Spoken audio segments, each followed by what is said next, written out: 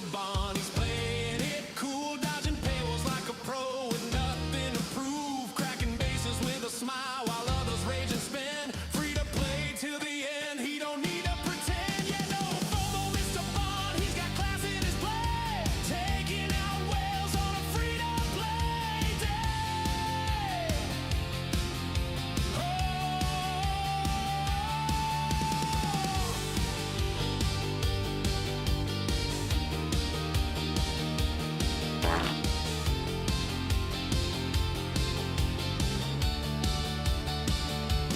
Galaxy's burning, but he's ice in the flame. Off 70, he's in the game with a cloak, ship, and a mission plan. Outmaneuvering spenders like only Bond can. No officer packs, just sweat and time. Maxing events with a rhythm and rhyme while they chase pixels and dollar signs. He's chilling in zone chat, dropping clever lines.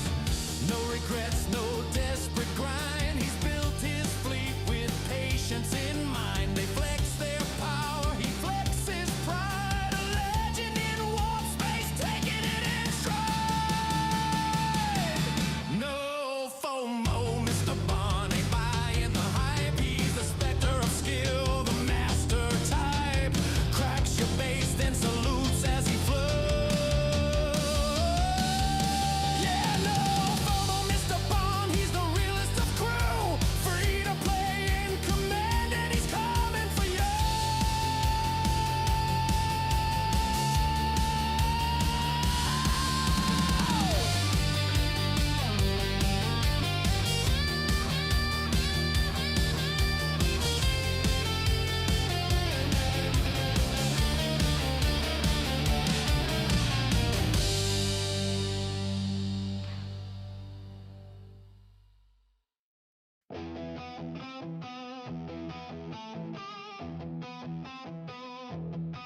They said it couldn't happen, they said it couldn't be done. No wallet, no pack, no pay to win fun. But James Bond kept grinding day after day, mining, raiding, finding his own way. Scopely's temptation flashing on the screen, shiny packs and offers, but he kept his credits clean. No swipe, no spend, just patience and scale. Now he's at the top of the ops hill. I'm 70, free to play, and there's nothing Scopely could do or say. From the first warp jump to the final tier, Bond's still standing loud and clear. I'm 70, can't be. Hey, get your doggy treats. He fought.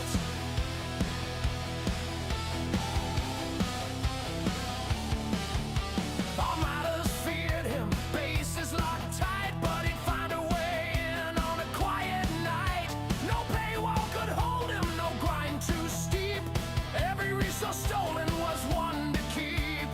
Years in the making, through lag and bugs, through patch day crashes and maintenance shrugs. While others paid gold, he just played the game. Now Op 70 knows his name.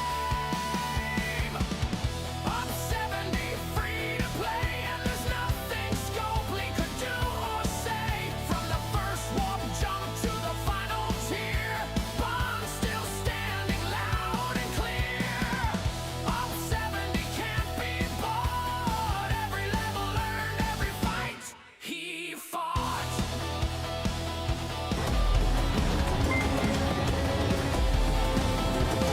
Raise your phasers and raise your glass to the F2P captains who'll never be passed. Scopely can sell, but they can't control the heart of a player with an unbought soul.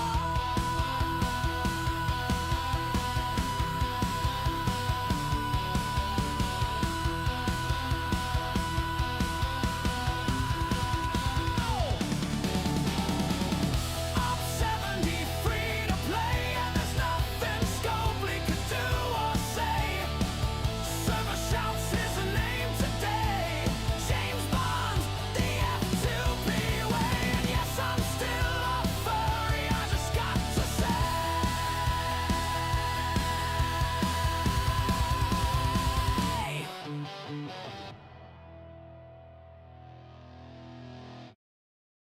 What's up and happy Monday, people? No, I'm not lost. I'm not lost, Erwin. I'll tell you all about it. Breaker, good afternoon. What's up? Esther, man, thank you for the follow. Feldy, good evening. Shong, how you doing, man? It's been a while. Wrath of Butter Pecan. I got your butter knife right over here, buddy. Free to camp in the stead. My butt. What's up, Demolition? Good to see you. Thank you for the fart, Lordy Scared. Good morning. How you doing? Oh, wait, I'm sure he said Monday, not Tuesday. The camping is getting to his head. No, it does not get into my head, bro. It does not get to my head. There's just a thing called New Year's that I kind of goofed off and I forgot that it's happening. So I didn't really include that. So I messed up my schedule. But hey, I made an announcement on Discord. I did at everyone. I tagged everyone. Just because you didn't read it, it doesn't mean that it wasn't there. Huh? What's up, $50 tech? Didn't hear a pack pillow in his backpack? Dude, I don't carry packs on me. What the hell are you talking about? Packs. No, I keep my wallet in my pocket, man. Keep my wallet in my pocket. Just saying. Hey, good evening, dear. Oh, yeah, Jess, how you doing? Yeah, you're Erwin and Jess greeting each other. What's up? Yeah, buying packs offline doesn't make it free. Yeah, I buy packs offline. Dude, we're free to play here. We teach everybody something that can help them save money or choose how to spend money. That's the whole point. Hey, Jimpy Dude, thank you for the follow. What's up? Hey, M on YouTube, good to see you. $50 tech, yes. Hey, Woody, how you doing, man? Yeah, to camp or to rent a room? That's the question. JP is still at a campsite. Nice. Dude, I'm not. Hey, Tiberius, how you doing? It's Achilles and his human. That's right. Achilles is the streamer. He's the main streamer here. I'm just here to provide. Stay, Achilles. Oh, Erwin, thank you for feeding him. I gave him the treat. I hope you saw that. And Jerry, 5-stream streak. Good to see you. Thank you so much for your support. All denial, you just want to break people's streaks by changing Streamline. No. Not at all. I do not want to do that. Okay? I don't want to do that. You are holding the title here. I respect it. What's going on, poor Coolio and Murphy? How you doing? Okay, I'm excited. The battle pass is over. We get an interim schedule. Actually, we get an interim schedule. We do. Let's talk about that one. Why not? I mean, I just saw that announcement. Let's do that. Forget you didn't see anything. I'm not camping. I don't know what you're talking about. Wait, why is the game frozen? I loved the addition 3 tasks during the last 2 hours of the tournament. With that, I was able to get all 3 faction rep, the affiliate, BP, and outpost starts. Breaker. Really? Wait. Did I miss an opportunity? Wait, what is this? Wait, what is this? New Year's Wartime Morale Special? What kind of special is this? Wait, is this a pack? Wait, hold it. Is this a pack? Is this an actual pack? Is it? Is it a pack? Tell me if it's a pack. It's a bug. Do I want to click view? Went up 60 to 64 this weekend. Thanks for all the advice. Shong. Nice push. Oh, seriously nice push. You did. Shame. Task unexpectedly reset around Shame. 7 a.m. Eastern this morning. Everyone got 3 more.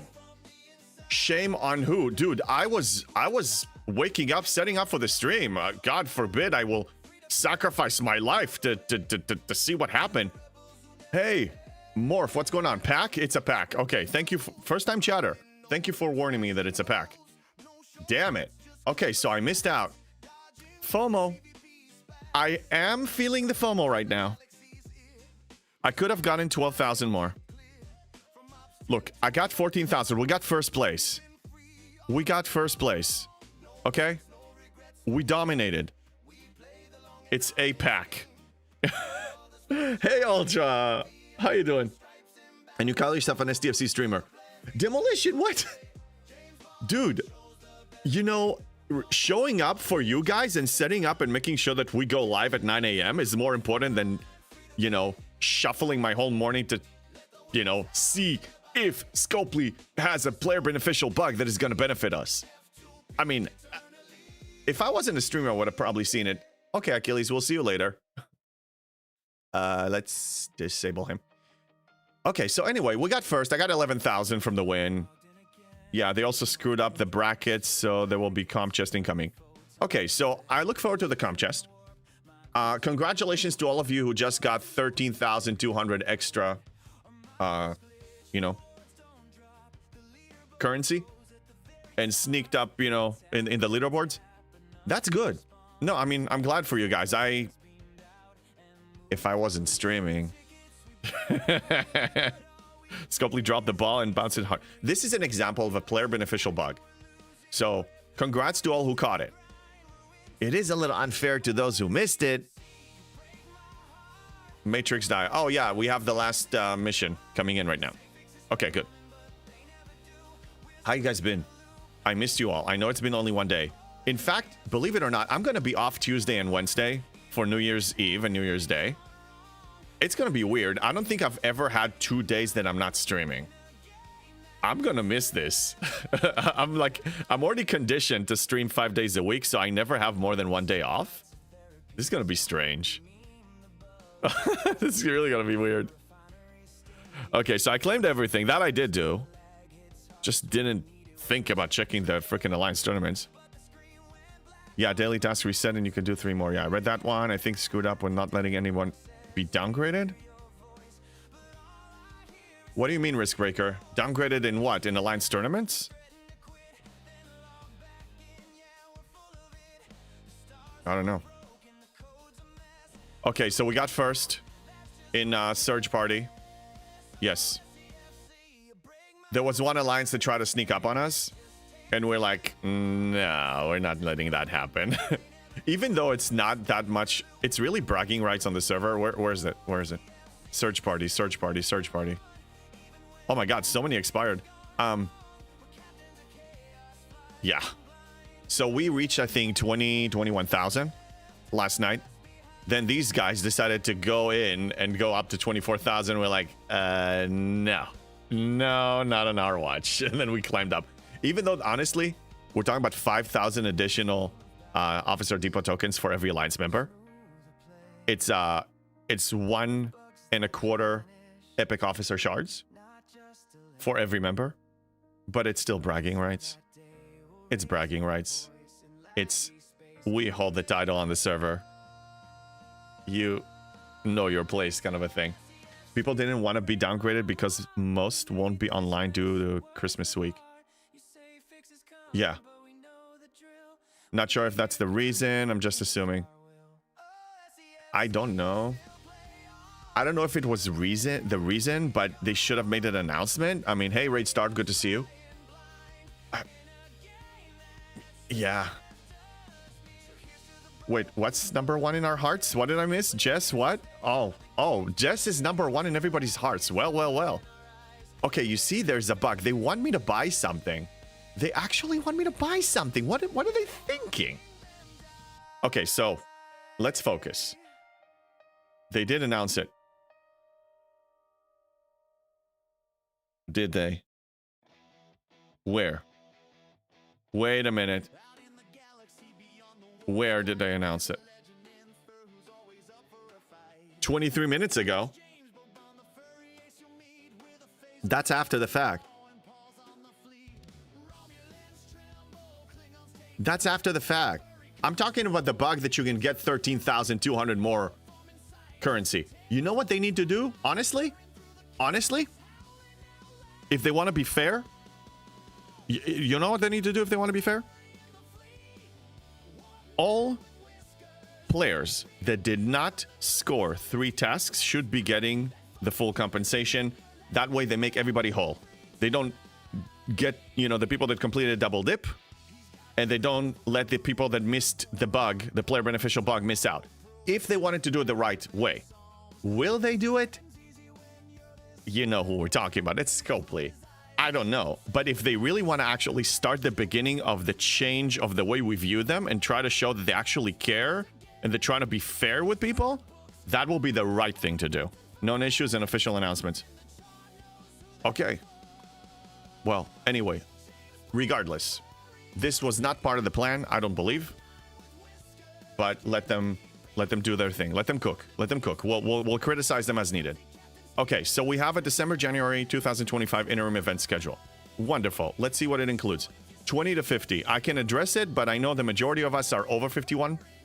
If you are 20 to 15, you want me to address it, please say something in chat. Otherwise, I'm skipping to the 51 plus. The majority of us are G5 and above, I assume. Correct me if I'm wrong. It's complicated because I missed my last task from before the reset, but I did 2 in play, so... Look, it's... doesn't really impact me. It's a shame that a lot of people missed out on something that now other people are going to have technically an unfair advantage. They basically got a free pack when others didn't, so... That's nonsense. People who logged in and paid attention got lucky. No, I know. It's fine. It is what it is. Moving on. Okay, so starting on December 31st, we're introducing brand new events.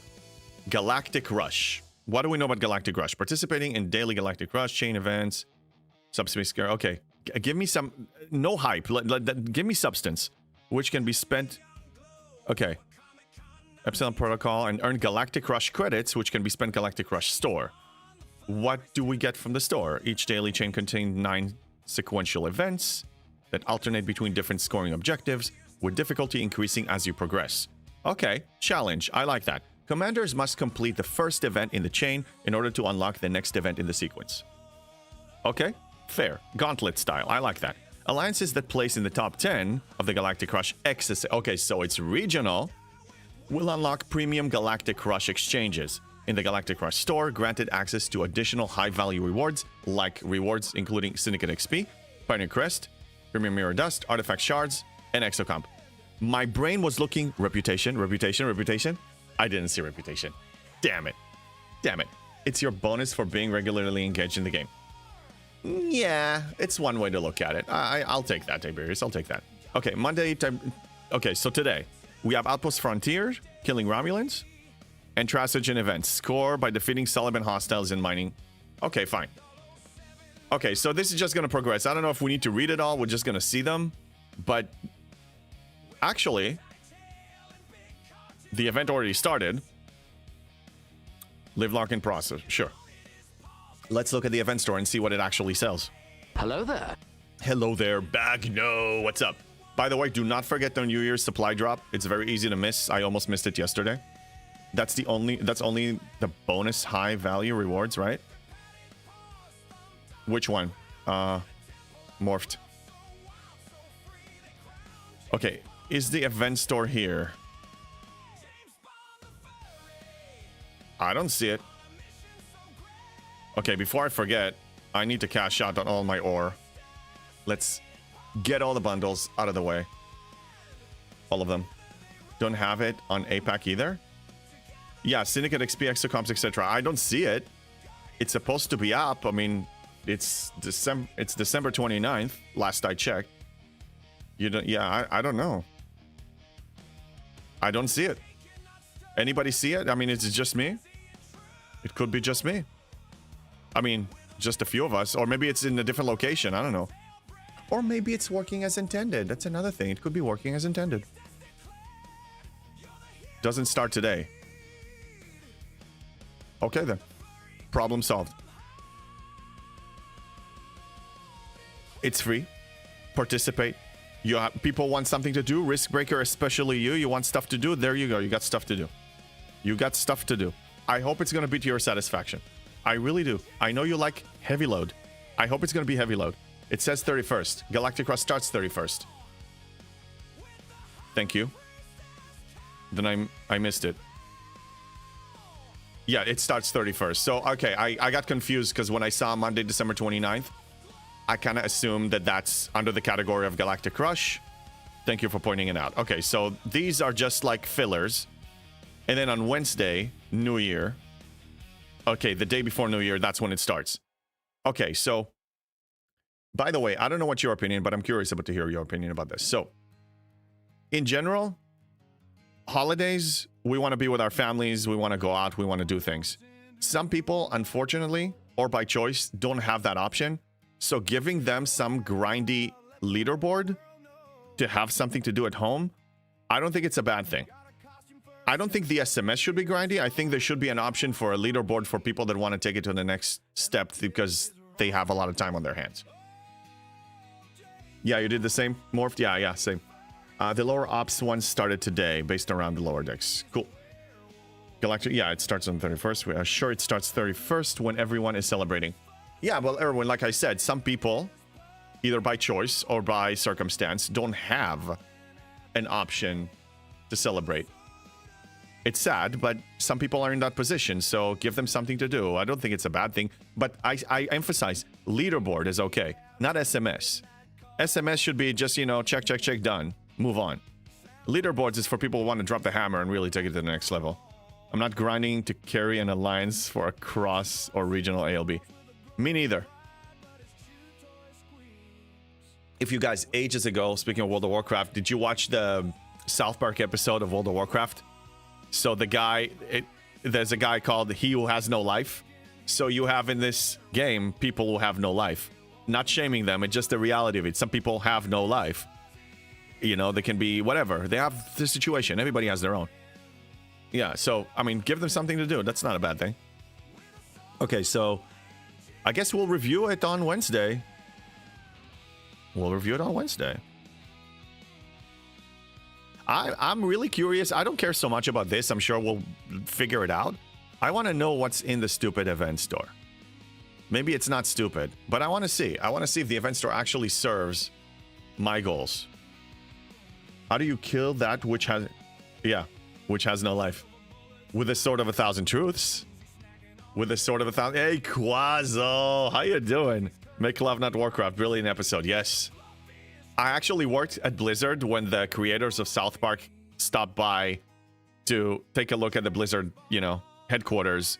So, because in the episode, when they actually make, you know, create, not film, situations in the Blizzard headquarters, it's 1-for-1 the way it was back then. I didn't talk to them because I was, you know, like semi-entry level at the time, but I got to see them, you know, asking questions and taking notes and all that. That was really cool. Yeah, that was a really fun episode. Back when World of Warcraft was the thing.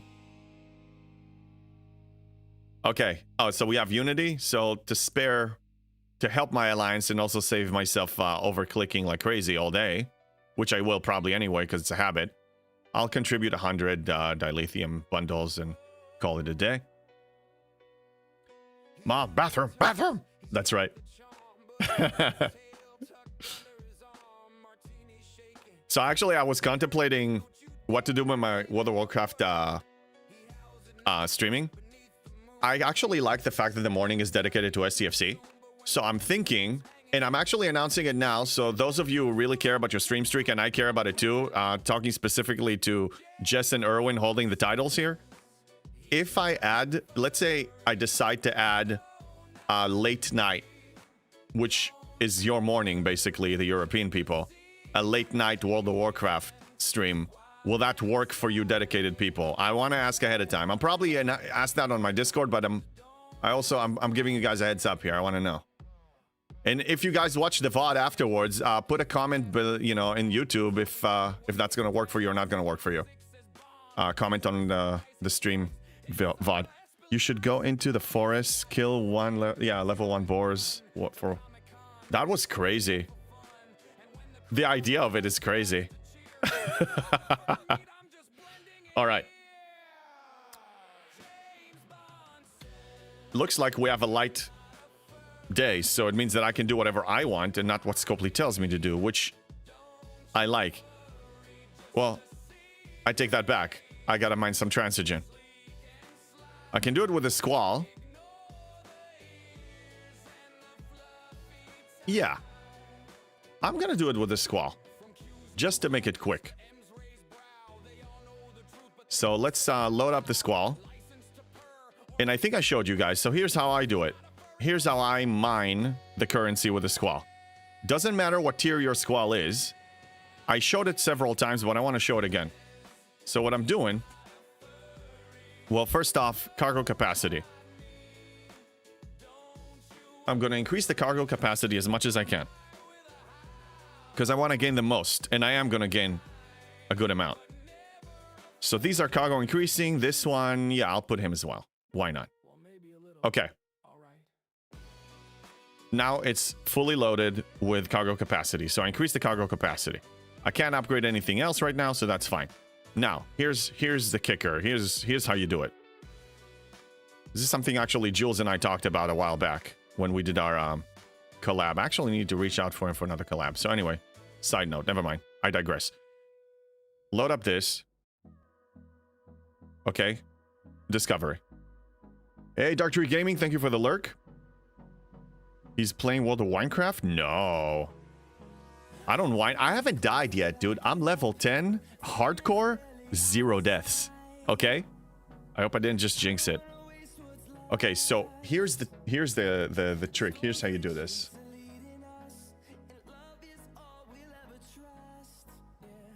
You go to the highest level system. The highest. It's here. Yeah. This one. You see, I've been here before. Okay. You jump in with your disco. Immediately, because you're going to die from hazard very soon. You summon the squall. The reason I summon it here, because this is the highest mining rate. The deepest. Yeah, go deep. Go deep. So, in an hour and 40, I'm going to be full with almost 5 million. 4.5 million. Hey, good morning, Barkman. How you doing? I liked you better when you just said good morning, but thank you for the scream. JB, where is the Monavine Mark II refit once you unlock it through Alliance Tournament? Oh, good question. Pork. I believe it's over here. So if you go to the skins and the abilities, it should be here. So we're talking about the Revenant. It's not an ability. It's probably a ship skin. Let me see if I have it. So, yeah, this one. Yeah, they're all here. You see the Mark III is here. The Mark IV is here. All the marks are here. Mark II is also here. Yeah. Ship skins. Yes. So I have it unlocked. So yours should be somewhere here. Once you have, and you'll see your progress too. Like you see how many shards you have and how many more you need. Oh, the Monavine. Monavine will be probably in the same place. I mean, over here. Yes, I know. I was a little late on that party. Hey, good afternoon, Viper. What's up? Yeah, it is here. Yeah, good question. Okay, so then the after you summon your survey, your squall, this ship is gonna die, but you don't have to worry about having a tail on this ship because you entered with a discovery and you immediately summoned the squall. There wasn't enough time to spawn an additional hostile, so the hostile was targeting the disco, and when the disco blew up due to hazard, the tail went away, so your squall is safe. So even if you have a level 1, a tier 1 squall, you can still summon it here and finish with your mining a lot sooner. And it's a very good system. If you do a few of these, you actually have enough to max refine Transigen with it on a daily basis. If you don't neglect it, of course. I always double refine it. And when I get low, I just, have a few trips there. Playing with your tails again. Yeah, play with it. If you have a tail, you should play with it. I said it. If you have a tail, you should play with it. What's the point of having a tail if you can't do anything with it? But I don't have a tail. Where are the parts? Porculio. Oh, the Monavine parts. Master League. Well, actually, more than just Master League. It's tied into the Emerald Chain. You're going to get the Monavine refit in Alliance Tournament store when your Alliance hits Emerald Chain level 30. Emerald Chain level 30. So, you need to be competitive with your Alliance mates. You need to be competitive with them. 4,400 Alliance Tournament credits, 4,000 emergency field rations, 10 Esri Dax. Oh, we got the comp? We got the comp? We got the comp? Yes, okay. Let's see. Yes. Okay, 4,400. Fine. It's free. It's not good, but it's free. It's not good, but it's free. Okay? We'll take it. I still think they should have made us whole. Those who were not as dedicated like some of you that woke up so early and logged in and checked Alliance tournaments. Achilles, not yet. They'll feed you when they're ready. Not yet. Hello there. I see you everywhere. I see you too. You can always hit manage the ship and hit refits. That is another option, yes. You lose out on the chaser pull if you warp in all the time, though? Right, but when I do the chaser pull, I don't go in here. I do the chaser pull, but I do it in this system where I can actually handle it. So it's two separate things. If I want to stock up on this currency, on raw epic transigen, I'm going to go all the way deep because I mine it fast. I mean, you just get more for your time. Why wouldn't you? It just requires a little bit of disco juice. That's what it's there for, right? I've almost a little bit shy than 600,000. And then for the other currency, go here. Yeah. And then don't put a cargo crew, put a hostile crew. You found it in the Alliance store, but did not appear till game reboots. Thanks. Oh, you got it, Pocolia. Yes, usually you need to reboot after your Alliance, levels up with the Emerald Chain. Okay, so I'm mining Transigen. That's going to take care of that event. Okay, let's continue reviewing the events. We have New Year's meta. That's happening on its own. Supremacy I already finished. So the shards that I got for the Officer Depot, actually, hi Achilles. I got, I maxed Dane. Dane got maxed now. So I have extra warp, impulse speed, which is great. And if I want to use him for loot in the MU, I can. 200% extra or something. So, and then the rest I spend on Carol.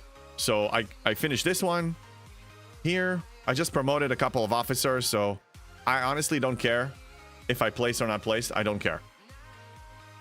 This wasn't important enough. This was somewhat important. I'm not going to go out of my way, but since I have Officer Depot tokens and I want to spend them anyway, then I'll spend them. I mean, that's fine. I got 1,000 and whatever this was, 1,500? No, 1,800. It's free. I got it. That's easy. Okay, Outpost Frontier. Anything important? Romulan. Okay, well, in fact, let's just do those right now. I still need experience with this one, so I'm going to send this one. I just tiered it up to 12, by the way, for those who missed it. Okay, let's reset this because there's one officer that never leaves the below deck. This one on my G6 ships, always. She's amazing. I showed you the formula. If you don't know, ask. I'll tell you again. I'm assuming everybody knows now. Okay, so since we're slaughtering Romulans, let's make sure that we don't have Kirk's ability marking the Romulans. Fine, it's marking the Klingon.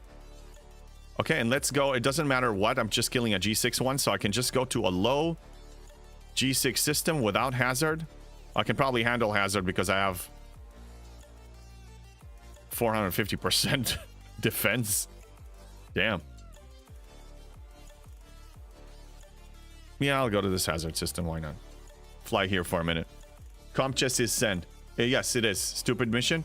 It is a stupid mission, but the rewards are not that stupid. Can we agree on that? I think it's ore. Let me check. Ore and Parsteel? Oh no, this is dilithium and gas. Hey dude, gas problem. It's helping you a little bit with your gas problem. It's like having a Pepto-Bismol or whatever. If that even helps with gas problem. Yeah, take it. It's Pepto-Bismol. Take it. Gas problem. Found it. It's a lie store. Yeah, I read that one. Hello there, ICU everywhere. What's going on? Okay, I think we're caught up. So yeah, I'm gonna finish the Romulan. Working on that. This is going to complete itself because I'm mining. This I don't care about. It's already done. Retribution part 2. This is... Okay, we have the mission to complete. So how about I'm going to buy the mission from the holodeck and finish it off. Tickets, I'm ignoring them until further notice. Rules of acquisition, well, I mine like a mofo anyway. That's going to complete itself. And you ahead of the curve. Platinum Rush, and then we need to join these. What's the 12-hour event? Building and research. I cannot complete it anymore. I told you yesterday, I am officially excluded from this. I don't have enough. I finished pretty much almost all of my G6 researches that requires materials. All of my buildings that require G6 materials that are uncommon and up are completed. And all of the buildings that I have now require common G7. I am locked out of this. So no more crystal for me. No crystal for me. I'll come back in 1 year, actually, because it's going to take me a year to actually get to 73. No, I think it will happen faster. But anyway, locked out of this event, so I'm not even going to address it.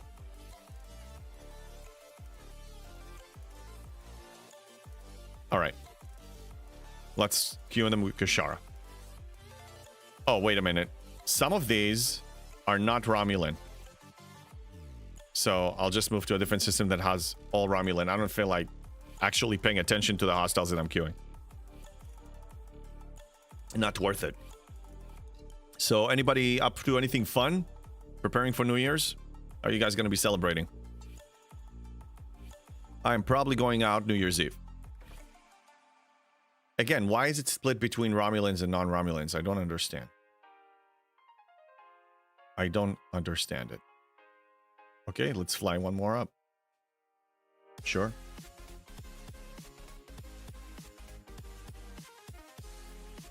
Okay. Let me make sure YouTube is coming in. Everything is cool with YouTube. Yes. Who's yelling at me? Why? Why? Why? Jeff Games. Hi, Jeff Games. How you doing? How you doing? Thank you for the scream. Simba is cleaning. Oh, you're gonna be cleaning during the... Hey, you know, cleaning is also some form of a mitzvah. Again, why is it split between Romulans and non-Romulans? I don't understand. I don't... Can somebody else... Fine, I'll just have to pay attention. God forbid, I'll have to pay attention. Here. Here we go.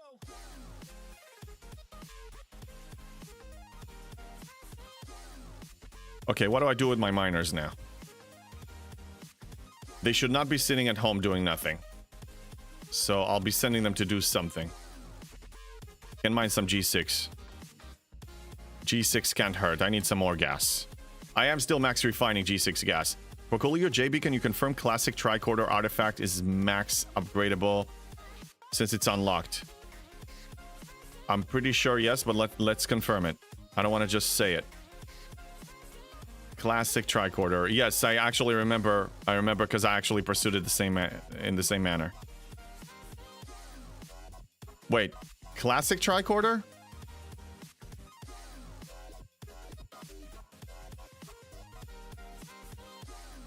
I'm not sure. I don't know.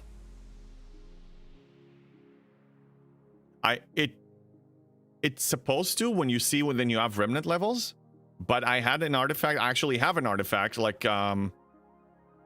for example, Janeway Pocket Watch. This one I can't. It's not maxable like that. I still need to get it from the DTI store. So just try it. Unlock the classic tricorder and see if it shows up. Need more gas? Eat more beans. I will do that. The bits that are non-Romulan are armadas.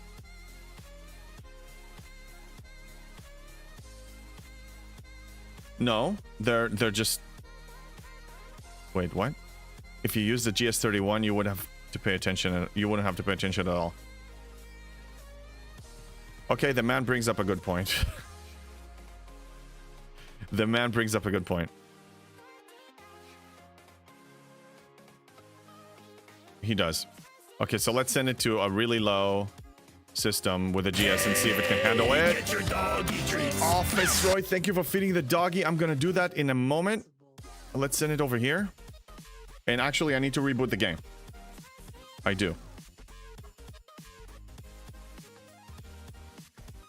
Let me relaunch it because the ships were stuck in space. Achilles. Achilles. Okay. Office Roy just fed you with the treat. So go over here. Sit down. There you go. Thank you, Office Roy. I'd rather you do that than scream at me. I appreciate it, and he appreciates it too. Kalumgi says once unlocked, it appears in the Disruptor store. So yes, that one should. But an example of one that is a temporal artifact that doesn't show is Janeway's Pocket Watch. So that's why I don't want to automatically look at it and say, oh yeah, this is going to work, because it may not work. Okay, let's place these on nodes. Now, let's see if this one can handle this with a beam.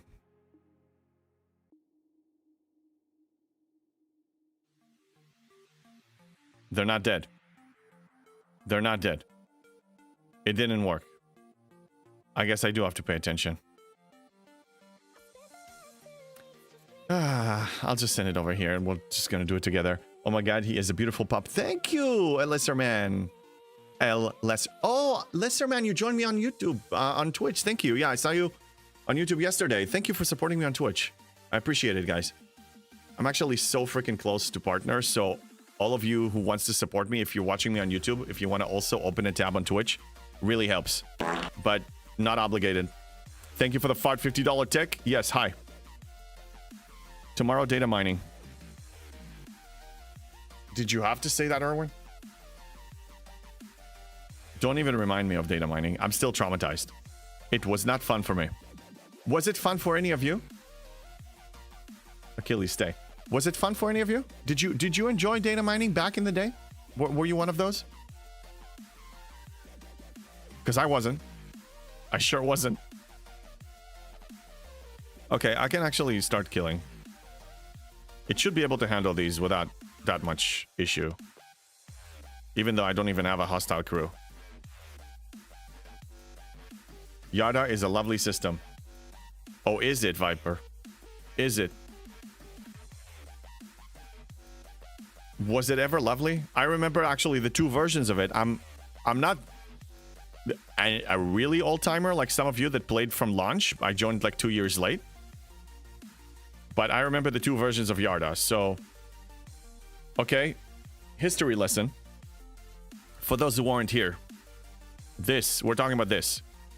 You can still mine data over here. But this wasn't always like this. There was a time... You see this connecting? This is Yarda. This is the deepest system that, you know. It wasn't always like this. It didn't have a connection here. In order to get to Yarda, you actually had to fly maybe, I think, 11-minute warp time or 12-minute warp time all the way over here. All the way. And there were maybe 3 mining nodes, and you had to fight them. Jess, I was mining data for hours for an event years ago. Another player and me had a very long tough competition. I don't miss those days, man. And even after the revamp, so they revamped it, but that didn't really change the annoyance. I mean, you were mining it faster, but it's basically an active... It's like hitting hostiles because it takes you like a few seconds with a Botany Bay to mine these, like 6-7 seconds, and you need to keep rotating between, so it's like it's very labor intensive. That wasn't fun. You enjoyed hunting data OPC. Yeah, OPC is OPC, that's cool. I just didn't enjoy this at all. We had like a weekly event for this. I hated it. I have a sense of pride from the data mining. I was the first SLB that... It was the first SLB that I won to get the Pan avatar, which I still use to this day. That's impressive. Talking about bragging rights, man. There was one avatar that we used to have a guy... I played with this guy for years, and then he quit the game. Such a great person to be around, like, you know, such a good personality. His name is Ping, like penguin. So there was a grinding event, and there were only 2 people on the server that got that particular avatar, and he was never taking it off because it was so exclusive. And this avatar right here, he was one of those wielders that had this anniversary legend. It was a grindy event and he won it.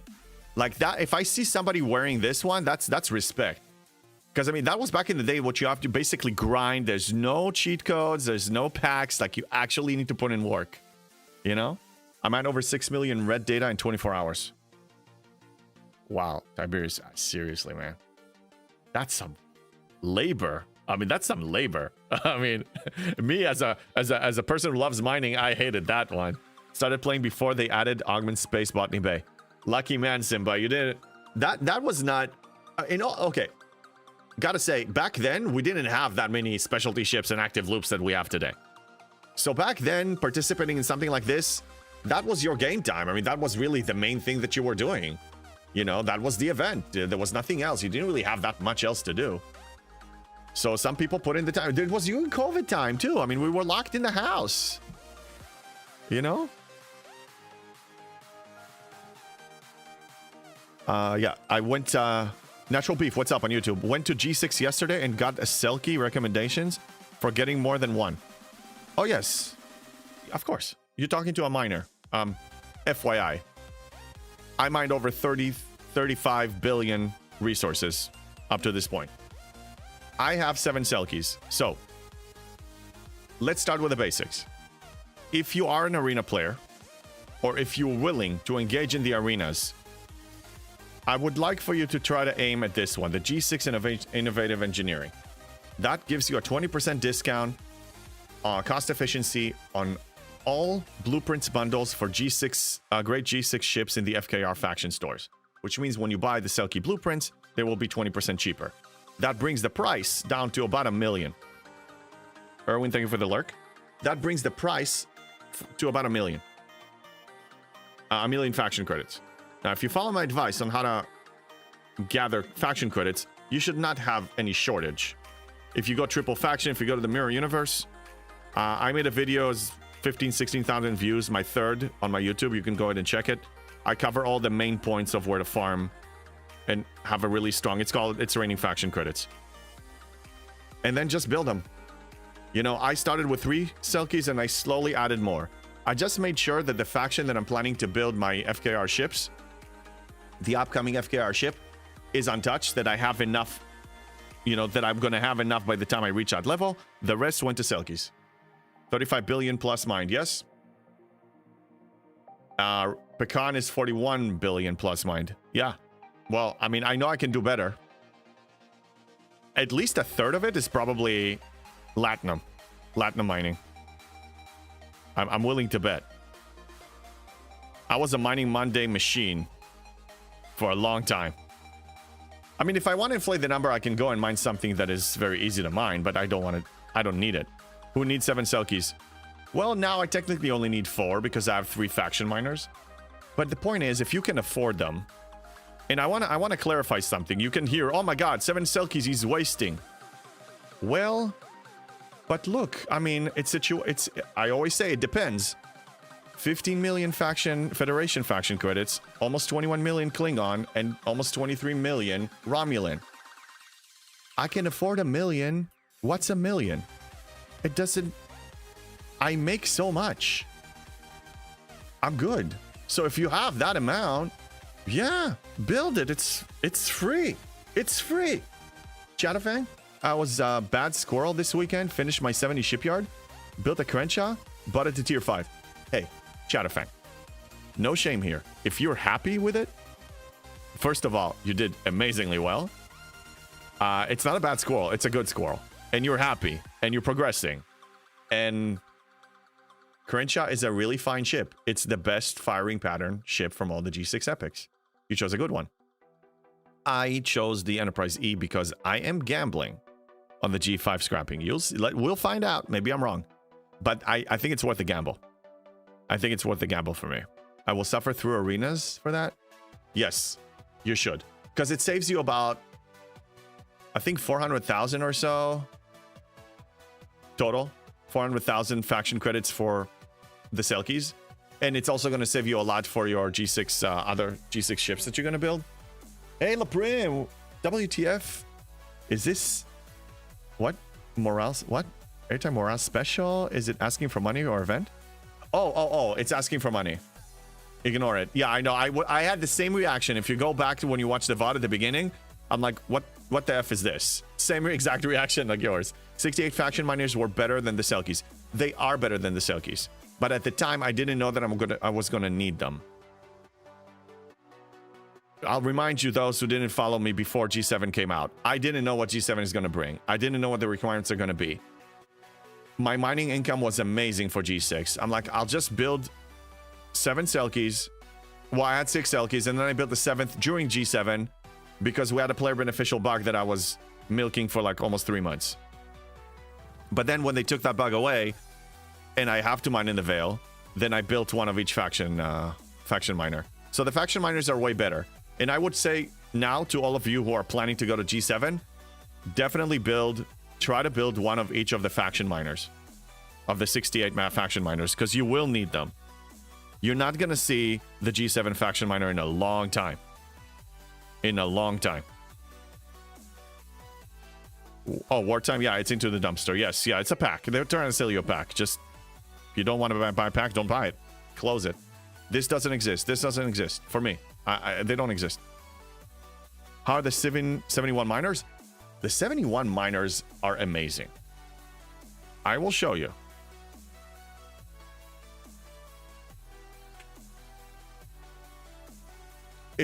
They're solid.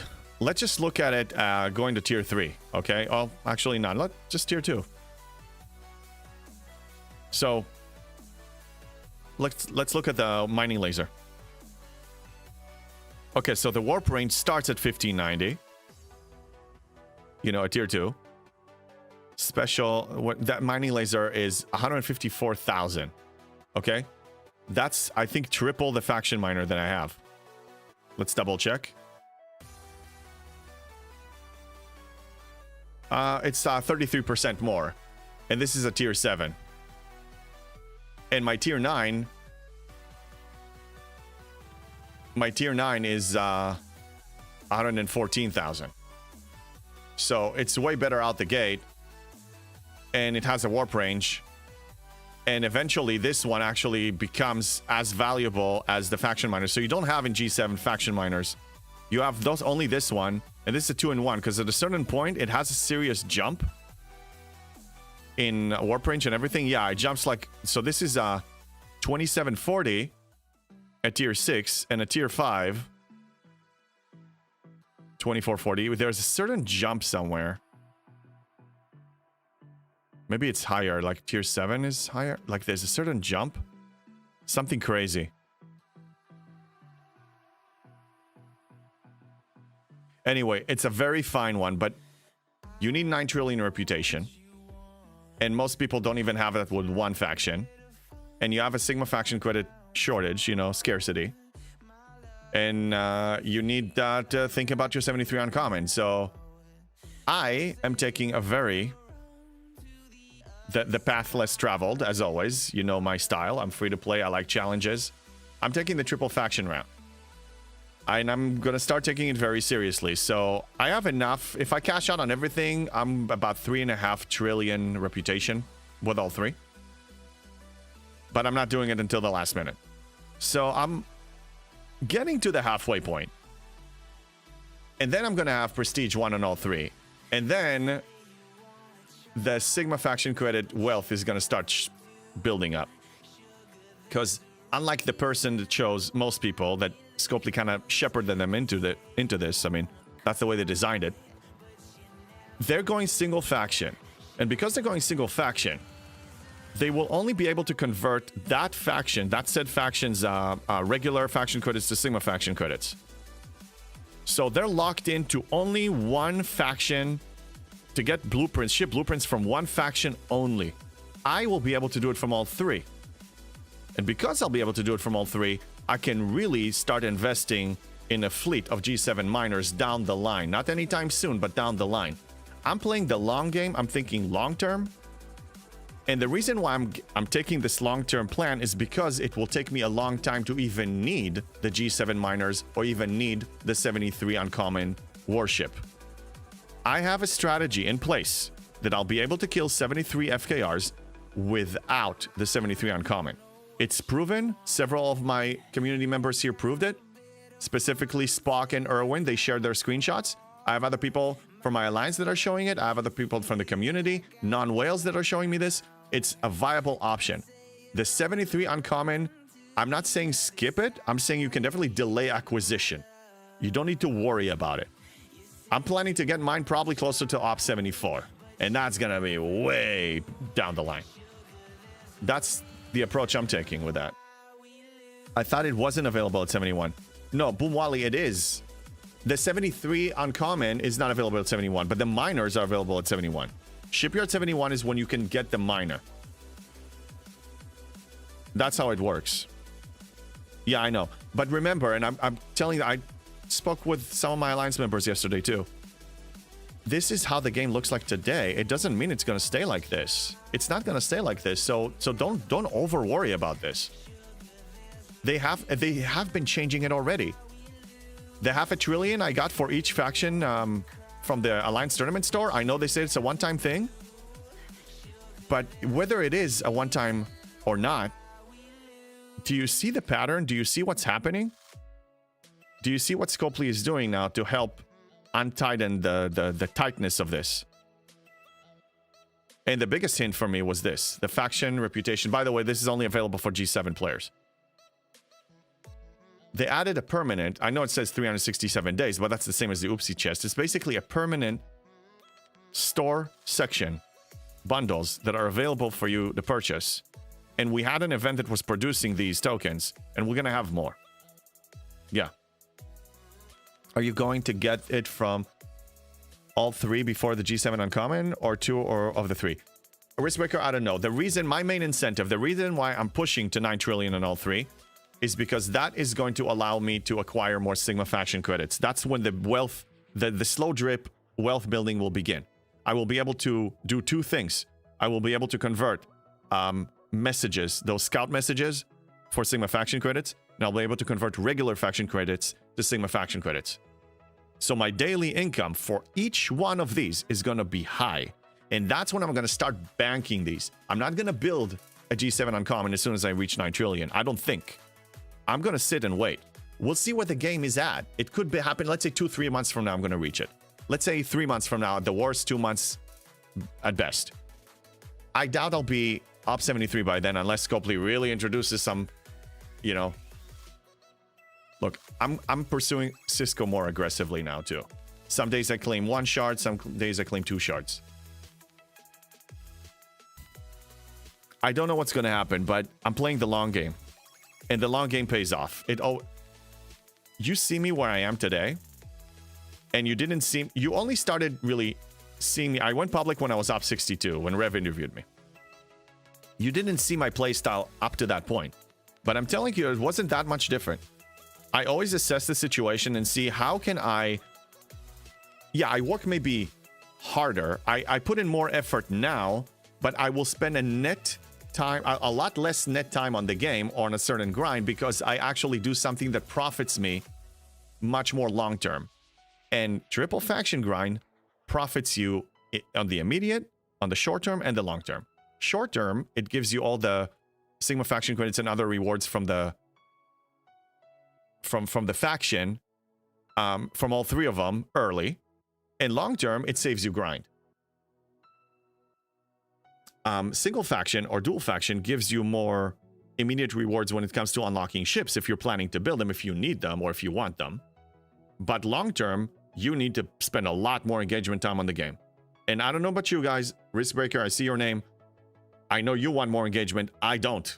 I'm trying to minimize it. Let me catch up on the chat. We have a lot of activity going on. What does the capacity look like? We will check in a second. Yeah, go to stfc.space and take a look. Let me catch up on the chat. Easy. Just keep grinding the MU while slowly moving ops, and you will be at 25 trillion by the time G7 is easier for free to play. Yes, Demolition, that's basically the plan. That's the plan. Khan says, actually, most people have over 9 trillion because they're not trying to milk all three factions. I know. But, Pecan, what is the rush? Are they building the faction miner? And if they're building, are they building more than one? I don't think so. What's the rush? Let me ask you this. If it's not broken, don't fix it. Do you have a solid refining cycle? Can you at least double refine G7 every day? I can. I have 133 million raw, and I spend 6 million a day. And my net income is about 6 million of each because I mine all three. And that's another thing. I'm mining all three anyway. I'm telling you, it's going to pay off for me. It's not for everyone. Look, one thing I can say about gacha games, the immediate reward feeling is a wonderful feeling, and that's what people chase. People chase that immediate reward feeling. It's dopamine hit. I mean, come on. It's part of the package that we like. So you hit the reward, that part of your brain a lot faster when you see the unlocks. And it's as you see them faster, it's more appealing, it's more tempting. But I stop right there and I'm saying it's like long-term investing in real life. okay? You're playing the compound interest game. You're not going to see the rewards today. You're going to see them maybe a decade or two later. But, I mean, you ask yourself, what do you want? You know, you want instant gratification or do you want long-term wealth? I'm right there with you. More of a hybrid of jewels and your playstyle minus the spend. Yeah, yeah. But camping just like you, though. Right. The point is, and that's part of the title here, you know, it's strategy for overspending no matter how you play. I'm teaching just mathematical efficiency to the extreme because I take it to the extreme. And you take whatever percentage of it you want and you fit it into your play style. I'm not trying to convert people to mine. I'm having a blast like this. I enjoy this.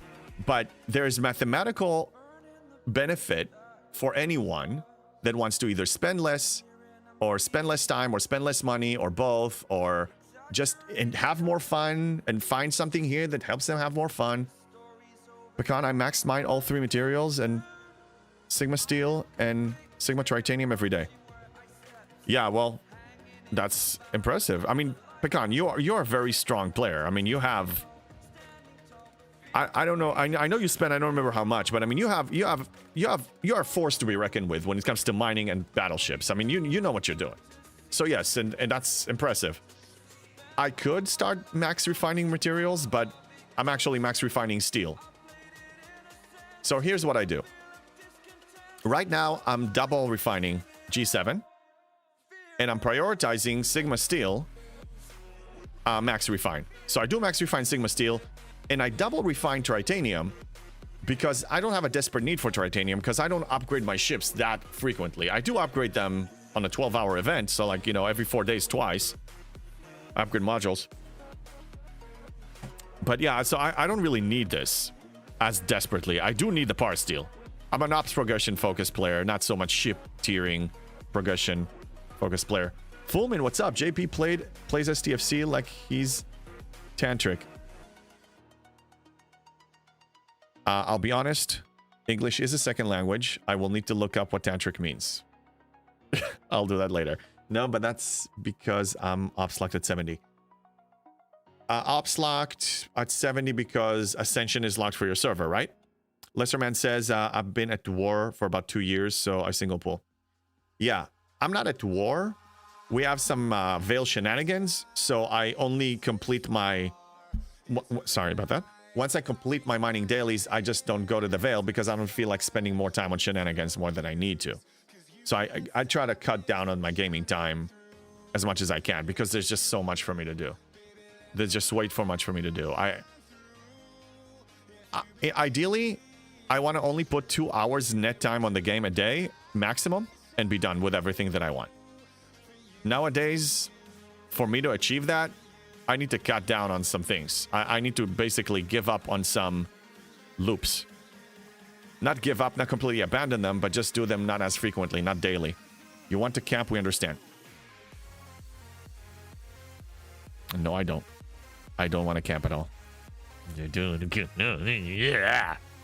I'm stocking up on G7 raw mats, though, for when we ascend. Yeah.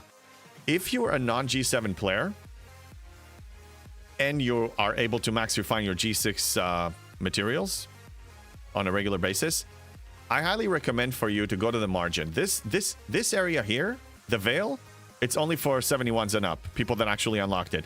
But if you have the warp range, you can start mining G7, and I would advise you strongly to get a head start. Go and mine these as much as you can. OPC Hunter even, I mean, just start banking on this. JB camping at 72. I'm forced crawling at 72. Yes. The faster Veil nodes aren't worth the headache. Exactly. After dailies, I mine in the margins. Same exact thing. I do want the G7 miners. I do. I want the G7 miners. I will get them. But I will get them when I get them. What is the rush? The game is currently locked. It's 4 to 6 months. From 72 to 73. It's paywalled. It's either 4 to 6 months, free to play, or about $15,000. And then you only get to 73. You still have 7 levels away from finishing the content. What's the rush? Wait.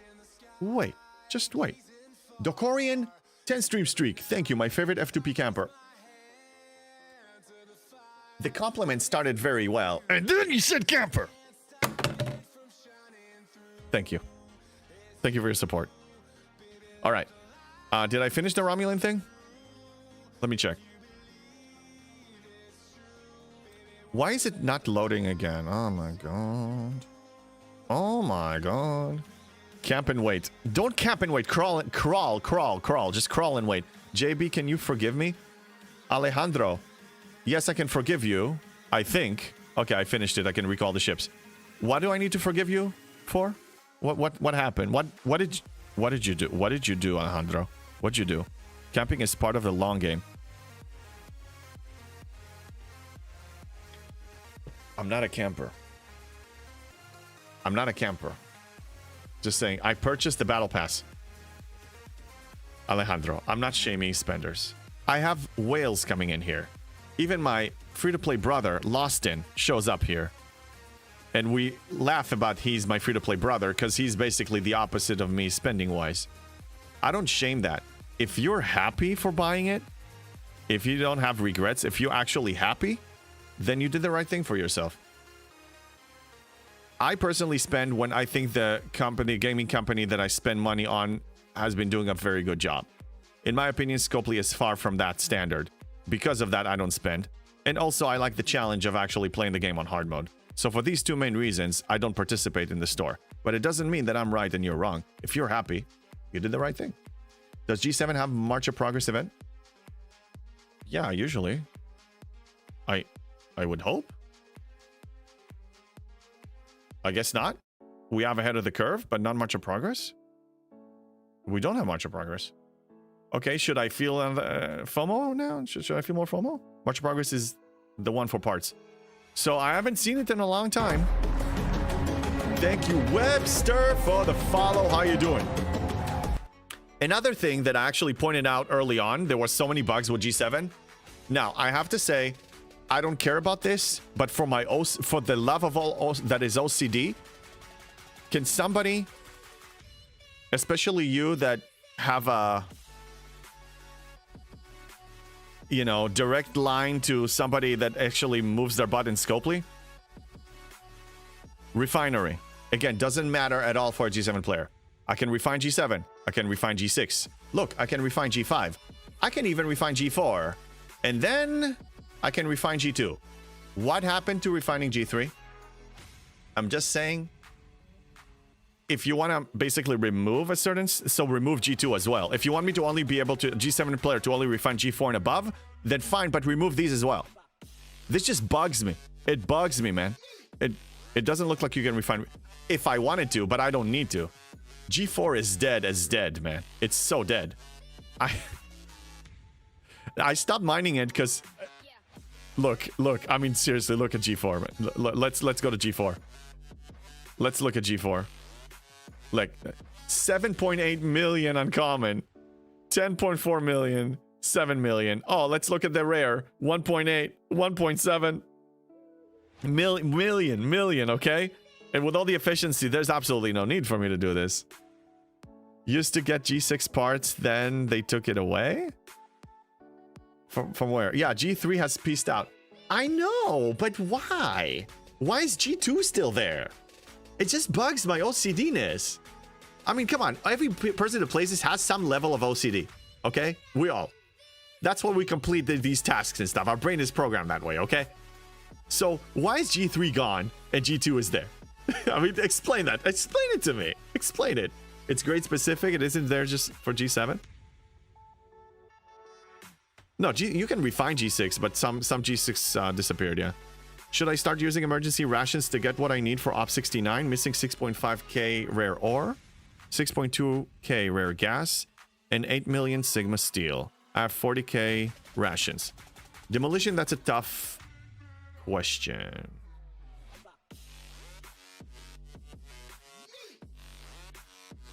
I'm trying to think. I'm trying to imagine what I would do in that situation. I don't remember the overall G6 income at the time.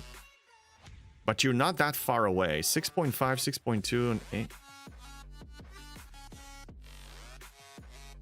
Cashing out on some is not bad.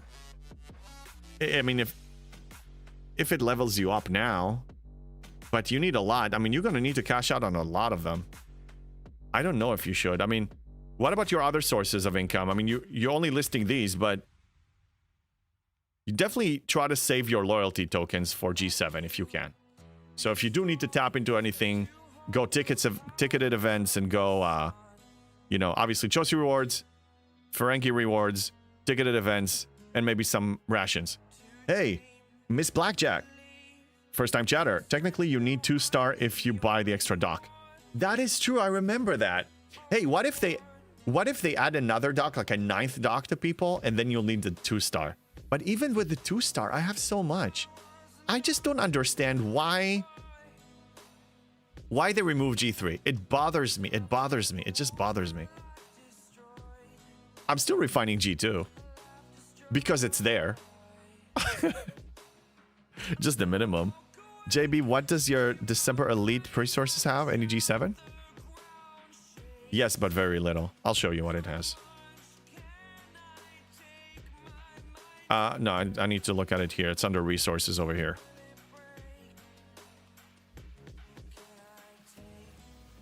This is the loot.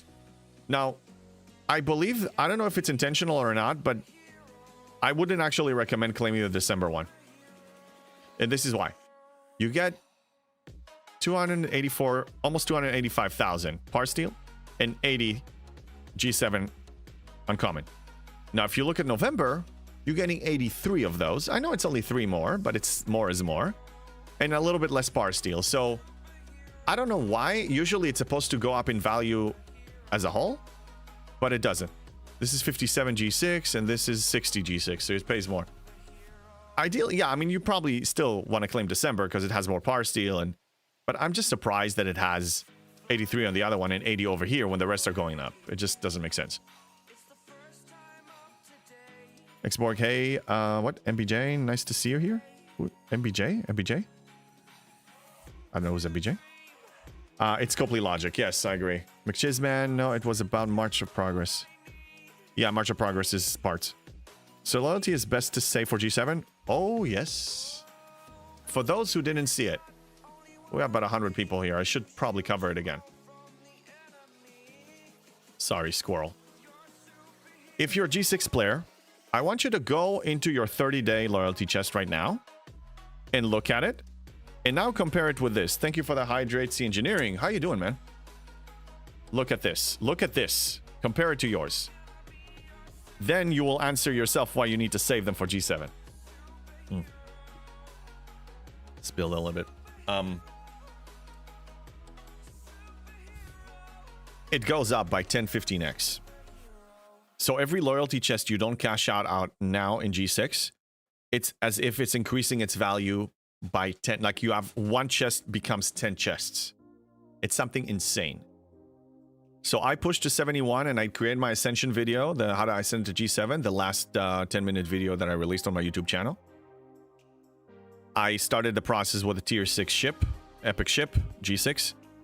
Tiered it up to tier 7 to finish the job. Somebody helped me, Spock helped me. Now we actually discovered ways that you don't even need help because I discovered the Leslie crew and you have other ways. Anyway, and then once I upped to 71, the loyalty value became so insanely high. And that's how I basically cashed out on a few of these and tiered up my G6 Epic to tier 9 like in no time. Because from a 2 chest from over here, you get almost 11,000 of each of these G6 rares. And then you can claim 5 chests of the 7-day. That's if you do 1, 2, and 2, or 2, 1, and 2. You get 5 of them, and then it starts a 7-day cooldown. Now, also keep in mind, when you're G7, there is a cooldown on the 30-day loyalty chest. So keep that in mind. Once you claim 1 or 2, a cooldown is going to start. Keep it in mind. At 70, mine has 1200 G6 uncommon, 480 rares. Yeah. So actually, let's do the exact math right there. Yeah, 480 rares. And that's the, wait, Chatterfang, is that the 30 day? It's the 30 day.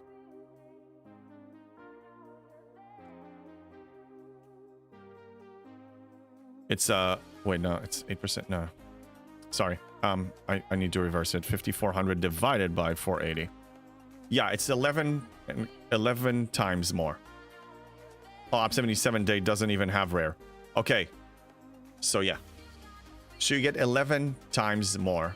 Every loyalty chest you have is worth 11, like 11 of them if you hold until Op 70. So to answer your question, long answer short. If you need to cash out on anything and hit 69 faster, and the oopsie chests rations, you know, cashing out on some of those can get you there faster, prioritize those. Don't touch the loyalty. Loyalty should be your last resort. In fact, I hope you will never have to use them. Because when I realized that, when I finally ascended, I had a good amount, but I wish I had more. I wish I had more. Water under the bridge. Doesn't matter. But keep it in mind. That is the 30. Yeah, so 11 and a quarter more. That's how valuable it is. Yeah, hold until 71. I will make an argument that if, let's say you cash out on 1 or 2 loyalty chests, can potentially get you to 70 faster. Hold on a second. If it gets you to 70 faster, it means it gets you to 71 faster, because 70 to 71 is almost nothing. You just need to follow the instructions that I gave on that video. Then maybe just do that so you can hit it 2-3 weeks earlier. I will make, but there's so many things that you can use to get the additional materials. Also, you're a G6 player, you can convert stuff. Like, you still enjoy it, because when you move to G7, you can't convert. The bonus conversion, any conversion doesn't happen anymore. It's done. It stops currently as the game is designed. The only conversion you have is to G6 and below. You don't have it for G7. So, for the love of God, use these.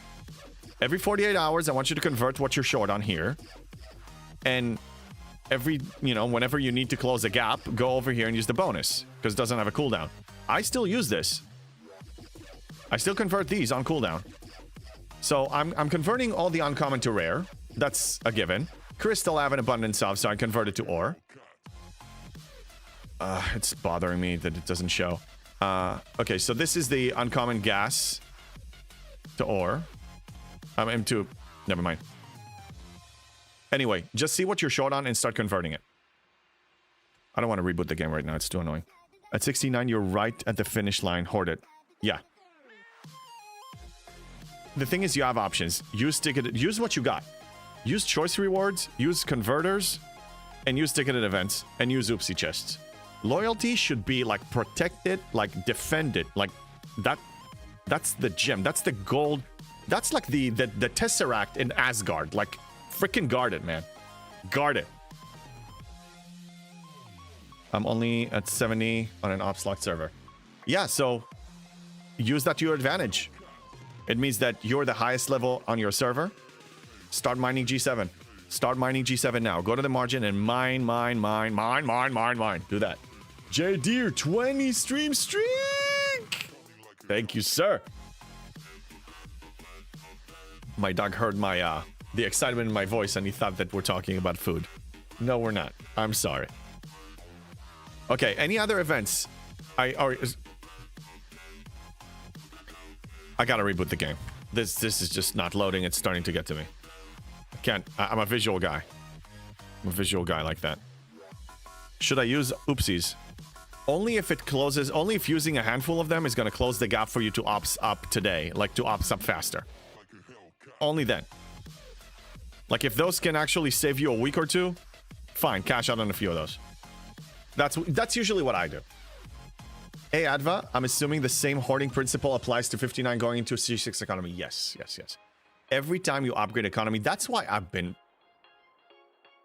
encouraging people so much, speaking from personal experience.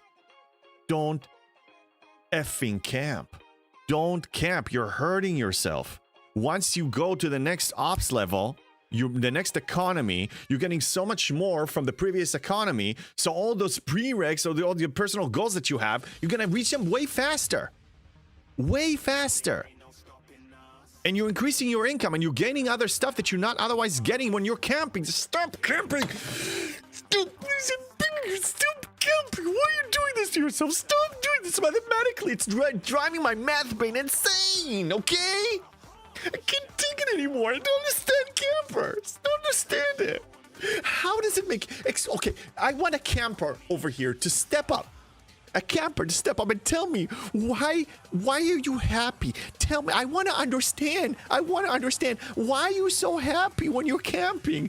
Please explain it to me. I know if you're happy you need to do this and I encourage that. But explain to me logically why you're happy. I don't understand. Only campus JB and going tonight. No. I just explained to you the value. All of you are seeing the mathematical value. I just wanted to make sure I was on the right track. Yes, you are, Adva. Yes, you are. Sorry, I'm just freaking out. I was using, I would use Oopsie chests or field rations over the 730-day chest. Yes. And also, good point. The 7 and 30-day chest increase as you go up in Syndicate. So I'm hitting 59 about a month or two, and I'm going to be increasing the value. So it goes up in value so much. So hold those. This should be like really, when you're about to graduate at a grade level, you want to start hoarding these. Camping at 50 is treating me right. Catching up researches. You call it camping. I call it prep for the next part of the game. I know about you, Dan. Well, look, we're joking around. Obviously, you have a reason you're doing it. I'm just saying. Mathematically, not countering your happiness. If you're happy with this, you need to do this. Mathematically, once you ops up and you get so much more from cashing a few loyalty chests from the next grade level, you get a lot more from the previous grade level, then all those things that you said you're prepping, you're getting them on week 1. So you're opsing up 2 months ahead of time, and you're catching up on all your goals. That's right, Doc. You're opsing up 2 months ahead of time, and you are getting all of those milestones that you're trying to spend a month or two to get to. You get them in 1 week. Mathematically, it's more profitable, but happiness is subjective, and I don't want to mess with people's happiness. Me, camper, yes, no resources. Happy not to move up. What? Camping like you, sir. Ahala prim. No, if you don't have the resources, you don't camp. You only camp when you can pull the trigger and you don't pull the trigger. I'm going to be lurking as I feed my kids. Hope you have a good stream. Thank you, CDB. Good to see you. S'mores are awesome. S'mores are awesome in real life. Do you have s'mores in this game? Do they give you any reward for camping here? No, they don't. Do they give you any reward for opsing up? Yes, they do. I'm a camper. It makes me miserable to have 1-to-1 kill ratio in the PvE. That's fair, Xborg, but it's temporary. It's okay. I understand. A lot of it, I mean, when you see me freaking out like that, it's all mostly joking, but because just I'm so the opposite, you know. That's why we're having fun with this. Some people like crossing things off the list more than adding more things to the to-do list. Yes, but that's my argument, is just because you have a to-do list, you don't have to do it. So if you go to the next grade level, you don't have to engage in those things. You can leave them incomplete. I know that's painful even for me. But for the first week in G7, I didn't kill the hostiles. I didn't complete the hostile dailies. It was a little annoying, but now I complete everything. It only took me 1 week to catch up, because then I tiered up my epic to tier 9.5. Everybody has their own way. I'm just saying that mathematically, can we agree that the numbers speak for themselves? It's a choice. It's a subjective choice. It's not a mathematical necessity. That's basically all I'm saying.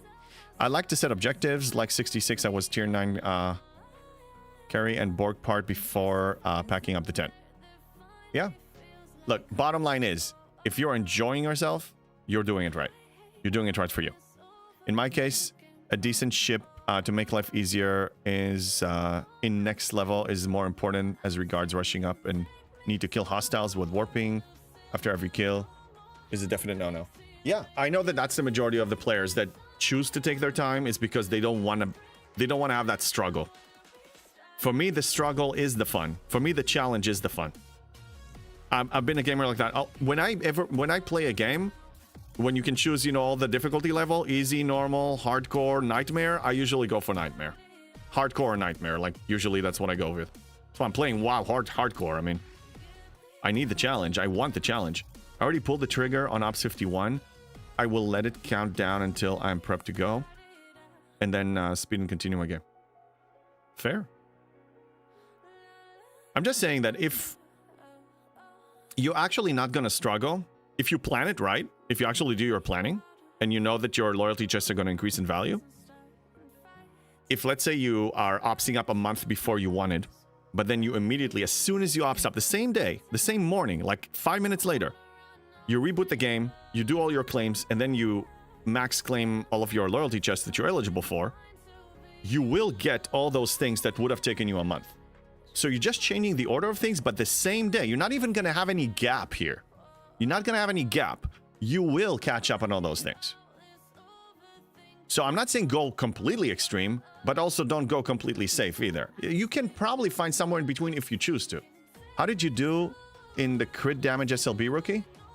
I opted out because I was I didn't have much left, you know, for the Revenant Armadas and stuff.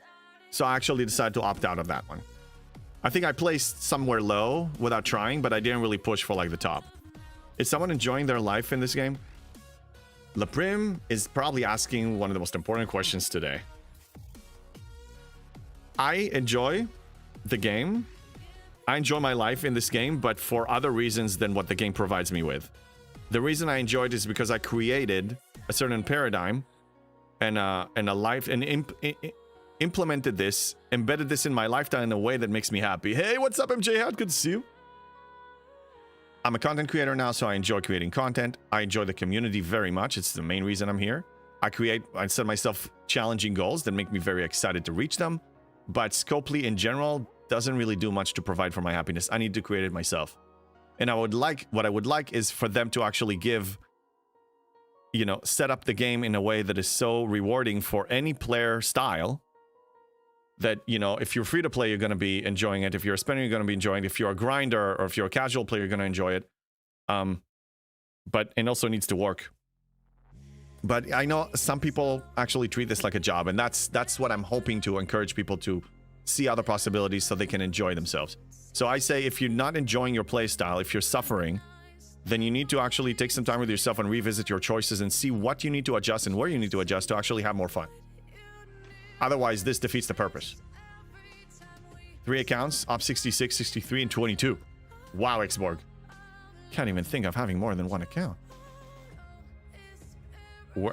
Impressive. Let me ask you this. Are you casual with some and hardcore with one? Or you're hardcore with all? Or are you casual with all? Like, where do you stand with that? It's a game. It should be fun. I know. That's well said. I think that's why a lot of us having a problem with Scopely is because they are going out of their way to make it about profit and not about fun. And that's where I just don't give a damn and call them on it every time. Okay, you see, we just talked about the completionism. I can't complete this anymore. Now, actually, this is related to our discussion. I could have taken my time and not max my G6 researches, so I'll be able to complete this on a regular basis and just slow drip my G6 researches. However, talking about quality of life improvement,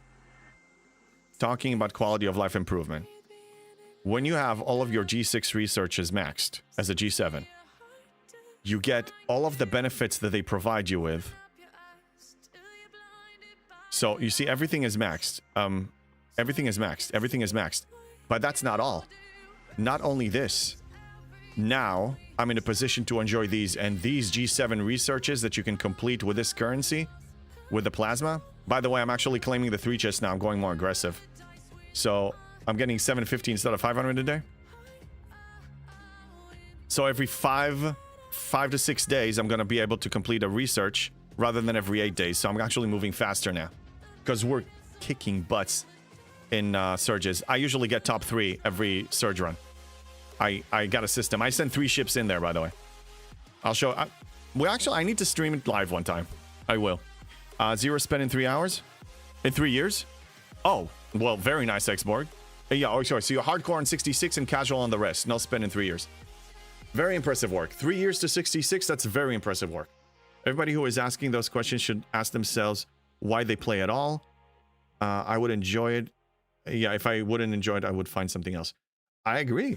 This is a well-defined value, and I think that should be it. Some of us started with, look, I wanted a fun game that can distract me during COVID because I was really at the risk of losing my sanity. I found this. I did enjoy it. Then it wasn't fun because Scopely was Scopely, and it was just gradually they're just throwing this to hell and making it more about greed and monetizing and all that, and all the complaints and all the lag and everything we know, and the grinds and loops. Then I'm like, okay, I need to adjust it. I didn't even reach the point of suffering. I'm like, as they were destroying the game, and a lot of us can agree that they were taking it south, I was inventing a way to keep enjoying it and adjust things and adjust my play style so my enjoyment can remain. Because I cannot sustain playing a game if I'm suffering. But yes, if somebody reached a point that they're suffering, they better freaking revisit their choices. It isn't worth it for me. Spending G6 mats helps with vengeance parts and BPs. Well, yeah, I mean, I did get like 250 blueprints that day. With that daily build research SMS. Yeah, I did. I got everything I can get for the blueprints. You know, for the vengeance blueprints. It is becoming easier to obtain. We are all gonna have it. It's Jellyfish 2.0. Remember, Jellyfish 2.0. Broken Wolf, thank you for taking care of the ads for a second. With that daily build research SMS, yeah. The thing is, I'm missing out on some crystal now. I'll take it. Because if we look, we actually haven't looked at it in a long time, so let's look at it now. Let's look at the requirements for operations. Okay. The 73. So, it is an insane amount. However, crystal is the one that I need the least. I will hit the crystal requirement way before I'm going to hit the gas and the ore and the power steel. So me not getting crystal right now is not the end of the world. I'm not getting G7 crystal and Sigma trite. I don't have a Sigma trite and G7 crystal problem anymore. I have a gas problem or and power steel problem. I don't have a crystal problem. Common is not even a problem. Yeah. Not a big deal. I'd rather... I mean, my ship can kill 5 or 6 72 FKRs with a real crew. I'll show you. This is my real crew these days. It's tier 12 now. It actually should be doing better, because this was what I said now was true about a tier 11. Okay, I'm actually gonna... no, I'm gonna send it on its own. I'm gonna send it on its own. It's gonna be a little bit of a warp time, but I want to show you. Take some beans for that gas problem. It works. I wish. If there was an event here, if they want to be like April Fool's Day or something humoristic, if they want to send, if they want to create an event that you know rewards gas that is related to beans, I think that'll be fun. Yeah, take Beano before. And there will be no gas problem. Beano. Oh, yeah. How many per hostiles per hall? 5 or 6. I'll show you now. But, remember, you need to hit explorers to make it work. So I have an explorer and I hit explorers. Because, okay, so here's how it works with FKR hostiles. We're going to be there in 3 minutes, so I'll show you. An interceptor deals 1 to 2 billion more damage than non-interceptor FKR. So the battleship and the explorer deal less damage. Okay? So that's why you want to engage with them, because you take less damage, which means you can survive longer. Because I'm running an explorer, engaging with the battleship is against triangle, so I take more damage. If I fight explorer versus explorer, then I'm not going against or with the triangle, I'm neutral. So that's the best possible target for my Enterprise E. Yeah, the explorers are the way easier, it seems. Yes, now if you have an interceptor, if you have the Crenshaw, you people with the Crenshaw, you tell me, because I can't test it. Is it better for you to hit the battleship? Ostis, yes. Thank you for farting on my gas problem. Indeed. Or just blame the dog. No, I'm not blaming it on the dog. He didn't fart. Wait, Pecan 55 to 60, level 72 for me. Well, yeah, but Pecan is a goddamn beast. Pecan, yes, it's a ton. Congrats, but also tell us, remind us, what are you running? What ship is accomplishing 55 to 60 level 72s for you? Tell us your setup. Tell us the crew. We want you can't just throw it out there like that without telling us what you're actually doing with. I can't comment. I kill every type. Well, yeah, Erwin. Also, you have max stuff. I'm happy for you guys being that strong, but you guys don't know what a free-to-play hunger is. This is where I come in. You don't know what it is to have limited options. Like really limited options. I make tough decisions every day. It's always a choice of what am I sacrificing versus what I want to get instead, and how is that going to benefit me long term. I'm playing in hard mode. So, look, I'm investing more in Cisco and not so much in the Vengeance because the Cisco is going to push me to level 73 faster because he has the efficiencies. The Vengeance, when I unlock it, I still need to grind it. So by the time it's going to be a viable force for me, it's going to be, even if I unlocked it today, it's going to take such a long time. I need to start preparing for opsing up. So that's why I'm focusing on him. And I'm also focusing on this particular, the gas artifact first. And then second is probably going to be the ore. And the last one is going to be the crystal. Use the force? Yes. Oh, ads. That's fine. Look, we have ads. It's okay. If somebody has a Prime sub, awesome. A lot of you got a lot of gifted from recent streams. That's awesome. If not, just bear with us for like a minute and a half. Plus, Vengeance has multiple sources. Cisco just has outpost sourcing. Yes. Yes. And Cisco, again, you know my paradigm. What's more important for me? A player like me. Moving up in ops faster or getting a better ship? Always move up in ops faster. Okay, so let's demonstrate. How many can I kill? So this is going to be 1. I should ignore the Klingon because that's the selected ability on Kirk. So I'm just going to kill Romulan and Federation. Okay.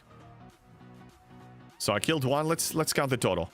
But I'm only engaging with explorers. Actually, let's look at the battle log. Let me show you what's up. So my shields can actually take it, and I lose about 10 billion health. So it should be 5 or 6 kills, if everything goes right. Catching up. I might try punching up on outposts, but definitely can't clear the 72 without the extra ship. Oh, McShizman, wait. You're targeting 72s? You're targeting 72 outposts?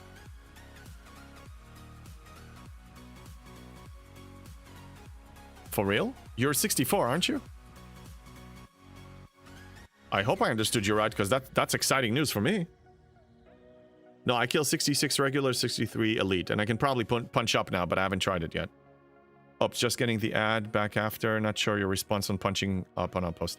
Yeah, when you said, McShizman, when you said definitely can't clear the 72 without the extra ship, were you talking about outpost 72 or an FKR 72? There are no 72 outhouses. Okay. Okay, so I killed 5 and almost 6. That's what I kill now with a tier 12. It's technically still tier 11 because it hasn't leveled up yet. It hasn't reached level 60. But that's the performance. The only thing punching up from 63 to 66 doesn't move the needle that much, getting to OCC 40, and that's where things really move forward. Yeah, okay, you're back. Okay, yeah, so you answered it now. Welcome back.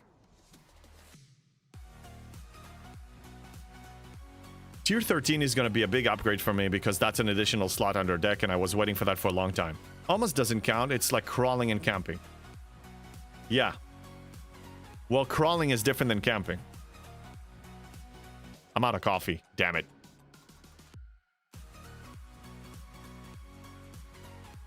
Yeah, if I hit the 66s, that's only cuts like 3 outhouses, so or so to get to RCC 40 faster. Yeah, I hit the 66s too. And what's above 66? Is it 70 or 69? I think 70. And 70 is still considered G6 by definition.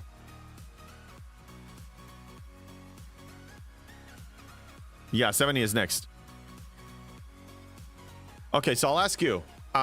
When I finish the 66, I have about 75-80% hull left on my Enterprise E, and about 30% health left on my cube. Do you think I should take that to the next level, or should I wait? Because I never try to hit a 70, so before I waste 600, I want to hear your take on it first. Outposts are the same places as shipyards. The strongest players I see still only doing 70. Well, yeah, because once you go to above 70, that's G7, and we have a very hard time with it. So, Erwin, when you're running a 70, and you're running it with your max ships, how much hull do you have left? I think that will help me more to see if I should even attempt. Okay, what did I complete? Oh, it's hostile hand. Yeah, that's fine. So I'm curious to see what the event store that this interim battle pass is going to add, what it's going to give us. I'm really curious to see. 70 I opened with 2 ships and then recall Crenshaw. And then you just leave the cube there, right? I think the only person going at G7 1 is Lost In. And I think he's trying to get into the 76 or 73. I need to check. Well, yeah, I mean, but he has the freaking means. 70 elite, I do with 3 ships. Okay.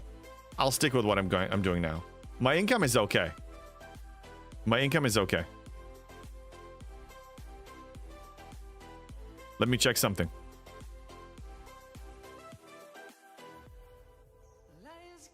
Thing is, even if I start, I mean, this is going to take such a long time. It's only 4 acclaim. It's only 4 of them acclaim.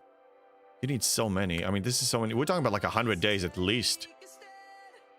If 400 is even enough, I mean, it's a lot. Yeah, I don't know about this, but Cisco is what I really want. So yeah, I'm going to start claiming 2 a day now. So 750 for 1 chest, 2,000 for 2 chests. So I'm throwing away additional 500 to double the acquisition rate for him. With my income level, I should be able to afford it. But I do need to clarify that I am also I'm sacrificing Vengeance blueprints. I'm debating on this one. This is I actually want to brainstorm here with you guys. I want to brainstorm on this because the sooner I unlock the Vengeance, the sooner I'm going to get to tier it up and make it a viable force. Think normal outpost should be easy for you, JB. I can try normal 70 and see what's up. I'll try normal 70 today and let you know how it's doing. Hey, what's up, Eye Shield? First time chatter. I'm going to guess this interim event store is just going to be the same event store they ran before. Well, maybe, but they did state what it's going to include, some of it at least. Syndicate XP, Pioneer's Crest, Premium Mirror Dust, Artifact Shards, and Exocomps. I don't remember such an event store before that included all of these. Do you? Eye Shield or anyone? Because I'm not sure. What's the closest battleship you have to your cube? Closest battleship? My ships... I got my 2 best ships. Sorry, swap ship. It's my tier 12 Enterprise and then the tier 16 cube, and that's it. And the rest is garbage. It's not enough. I don't know if that answers it. Crests are definitely not a usual thing. Right. I don't know if you've seen my approach on outposts. I may have missed it, McShizman. But I would like, if some of you are on my Discord, and a lot of you are, exclamation point Discord, by the way, for those who wants to stop by and say hello and join the brainstorming and share your furry. Let me show you my cruise. Let me kill this, send it to my base, show you my setup. I'll just show you my setup. Let me just queue the Explorers of Federation and Romulan, and then let it die. I just do single Cisco pools. Yeah, I did too, but tomorrow I want to start with 2. That's why I configured it to 2, but I'm starting to second guess it now. Basically use 1 ship blocking and 1 ship hitting. If you can set it up that way. Oh, so you want the battleship because the battleship is going to be blocking. That's not a bad strategy. It's actually a good strategy. McShizman, if you don't mind reposting that one or just link the post somewhere. Ricker, I was looking at the math with my plunder income for the week and expense. Doing double Cisco pools didn't make sense for me. I'm running loot on 70 and 63 elite to completion. I think you guys are right. So for safety, I can always change that later. But just before I do something I may regret, I'm going to reduce it back to 1. Just for safety. Because I think I need to revisit my setup. Yeah, forward it to me now. Thank you. Oh, yeah. And since I won't be live tomorrow and the next day, because, you know, for New Year's, and the next time I'll be live is going to be Thursday morning. Joel, HH360, thank you for the follow. How you doing?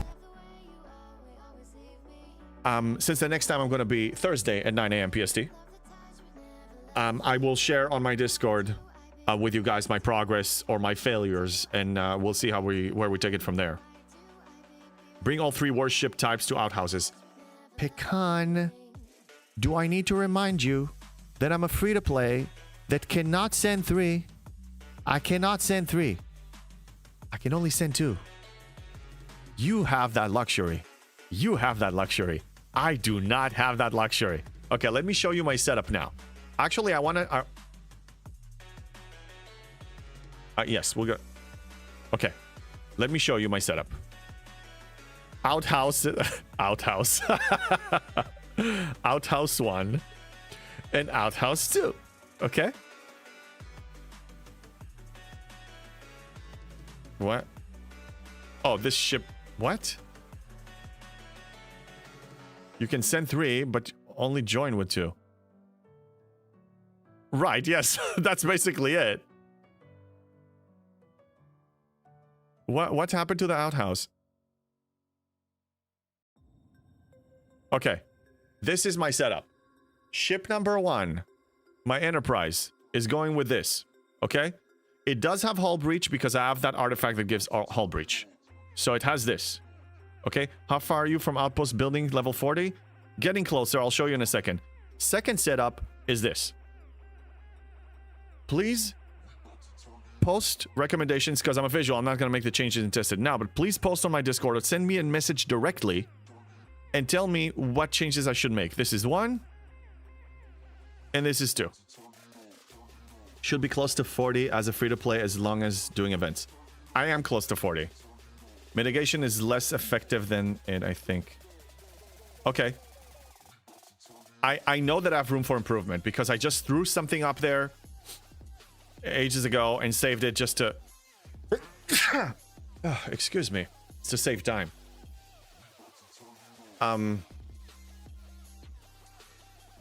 Let me show you the level of the building. It's 32. I was punching down. There's work to be done. I'm behind. So you can have a 3rd ship just kind of sitting there, send the support ship and buff as needed. Yeah, but then it means that you need for 6 hours to buff. I'm not interested. What I can do is once an hour, I have this ability. I got the skin with hazard particles that I get because I'm tier 12. I'm getting 49% additional ISO damage and has a 1 hour cooldown. So I can do it potentially 6 times. Converting rare cores might get you there. Yes, I know. I thought about it. But I heard that rare cores are going to become a serious bottleneck later. So I can trade early levels and then not get it and then struggle later or play the long game. And I guess that's another question to you. Because I admit, I didn't research this much. And this is where we need to figure out and brainstorm and do some science. If you want to send 2 types, it attacks the smallest until it dies. One of each spreads the damage out, which I think is probably the better one. I found one of 11 to be very useful. Yeah, I know. There's so many good builds out there. I will need to just try things out. Bottleneck, Pencil Throat. Yeah, pretty much. Everything sounds better than it works. We need to try it, that's all. Scopely math. Hashtag Scopely math. Earn more plunder to speed up the loop. Okay, let's see. If I cash out, I have a bunch of rares. If I do decide to cash out on the rares... Where is it?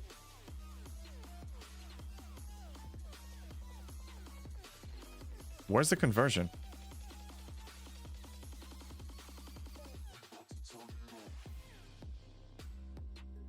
Oh, it's aggregation. Sorry. No, it's... The hell? Where is it? Where's the conversion? Not now, though. Vengeance event just ended. Yeah, I know.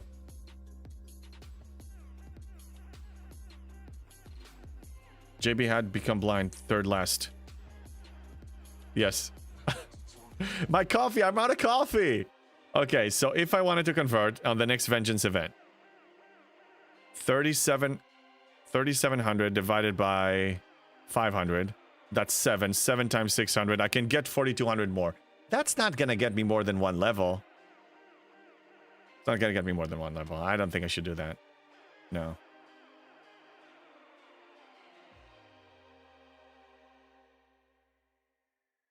It's a slow one for me.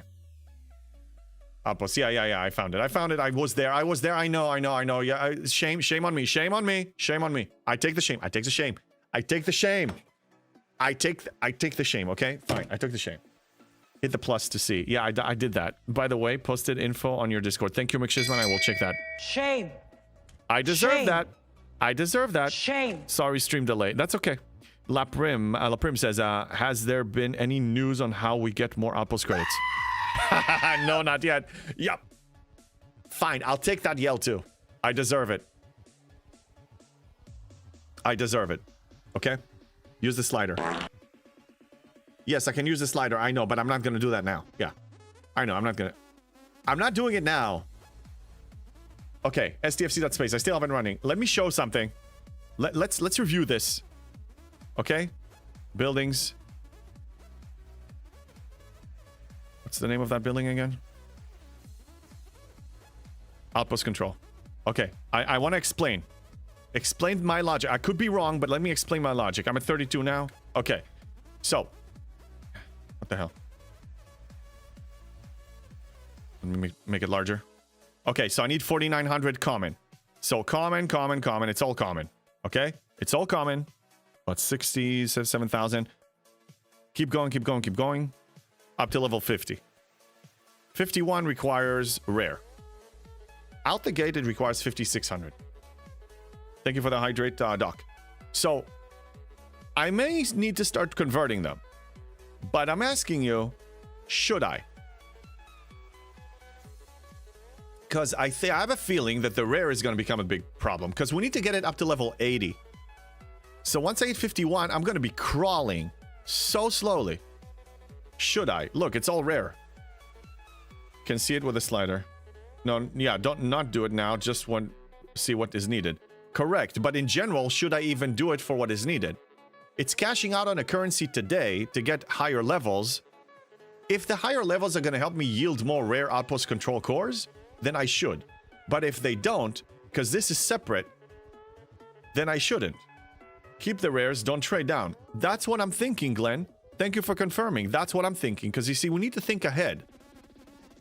I'm okay with cashing something out today that yields more rewards of the very currency that I'm cashing out on, so then I have a net gain of more. But if I'm sacrificing this right now and trading it down, and I'm going to regret it later, then I don't want to do it.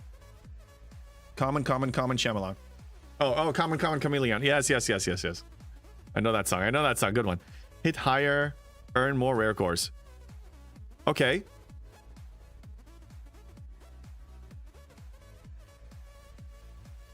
Hit higher common. let's review this. Maybe I'm missing something, okay? This is why we're doing this. This is good. I'm glad we're doing this. Okay, look. The reward you get from this, well, from running it, you get some common ones. The rare ones you only get from Elite. You only get rare from Elite. In my opinion, not worth converting, as rares are only available in Outpost Pass, and Elites, which are only available via Outpost Pass. Thank you, A. Powell. That's what I'm saying. Thank you. That's what I'm saying. So how is me getting my building to a higher level to punch up on the common one is going to yield any value to me? Because Elite is where I actually get the things that really matter. And Elite launching tokens, no, this is regular. Sorry, let me go to Elite. Elite launching tokens, you don't have a cap on this. In fact, I'm thinking of a different direction. I did it to go to OCC level 40 and then stopped. Okay, but if you get it to level 40, do you get an additional income of rare going forward? A cap that we know of. Right, we don't know of a cap yet. So this is like ticketed events, like loyalty chests. This is going to go up in value. The stronger you get, the more you're going to be gaining from this down the line. It's a long-term investment. So until I see a cap, I'm not touching this. I did complete a few, but then I realized, wait a minute, this doesn't have a cap. The common has a cap. So I'm going to run common, and I'm not going to touch this. Third ship. Well, third ship when I get one. So then you punch up. Okay, but this is the question. When you punch up with your regular outpost outhouse directives, are you going to be getting more rare from defeating those higher ones? Yes or no? Long term, the sooner you can use 3 ships and punch higher in elite outposts, the more they will pay out over time. Right. But who said I need to run elite?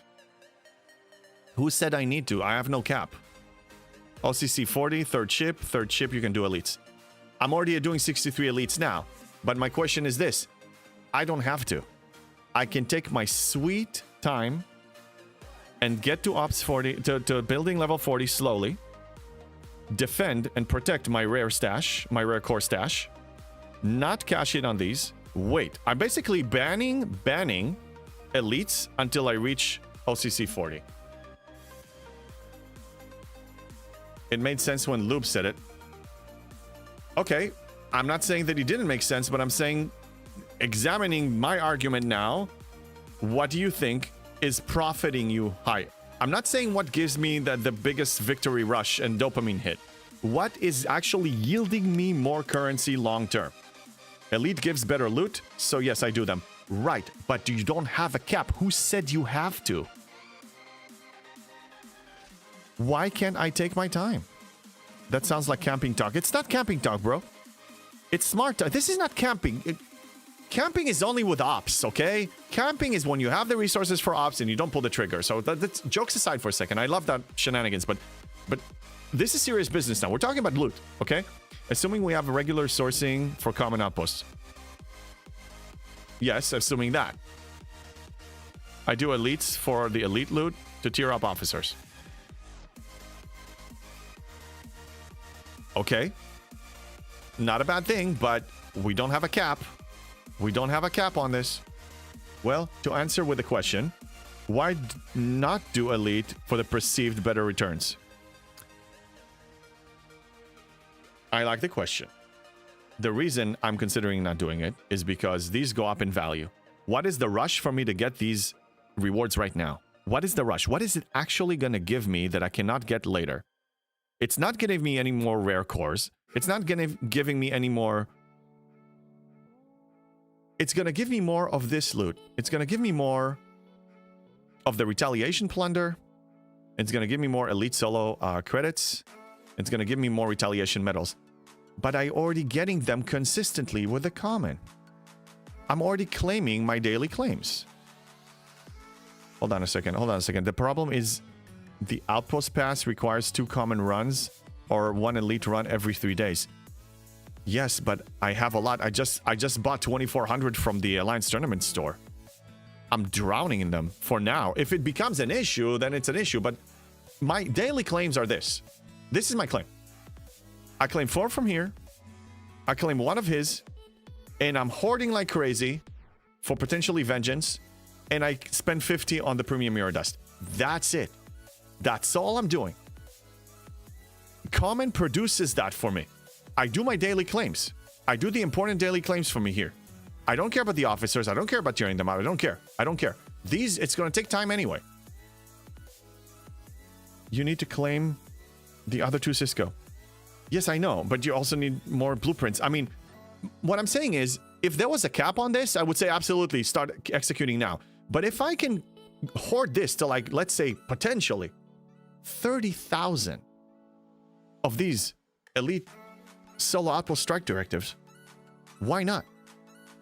Then my OCC naturally, in natural, course of time, is going to reach level 40. Then I get my 3rd ship. Then I start attacking this. Hey, what's up, Revdeuce? What he's saying is, ignore FOMO and have fun. He's having fun. That too. Everybody should be having fun. How you doing, buddy? How you doing, Ginger? Does it slow down Cisco and artifact progression if you could punch up? It doesn't slow down because my income is enough to claim Cisco every day and claim the artifact of my choice every day. I'm thinking in terms of long-term gain.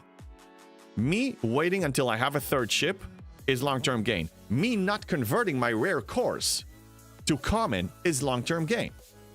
I'm thinking the long game. How do I, over the life of the... Some of you people work in finances. Okay, there's a difference between a 15-year mortgage loan and a 30-year mortgage loan. For the life of the loan, how much interest you pay. When 15 years, you pay way less. In 30 years, you pay way more. If you can afford getting a 15-year, get a 15-year. So what I'm saying, take that metaphor here, is for the life of this loop, if I'm gaining a lot more and finishing it faster, I want to take that route because that's, for me, more fun. I try one more time. Waiting on elites means less progress on building and less loot. Cap gap, nothing to do with anything. Okay, I'm glad you brought up the loot. The loot here is the garbage loot that usually I'm not interested in. So let's review the benefits of this building. Material fragment production, fine. Okay, that gives you more. Material fragment storage, fine. Material fragment capacity, fine. That's all related to another. Outpost component loot. Outpost component loot is the only one that is being increased. You do get some more hull health and you get more damage in outposts. That supports this loop and that supports everything outside the loop. But you have outpost component loot. Outpost component loot. Okay, what is outpost component loot? Let's review this again. It's the garbage one. It's the one that we don't want. Okay? Let me show you. Ugh. God,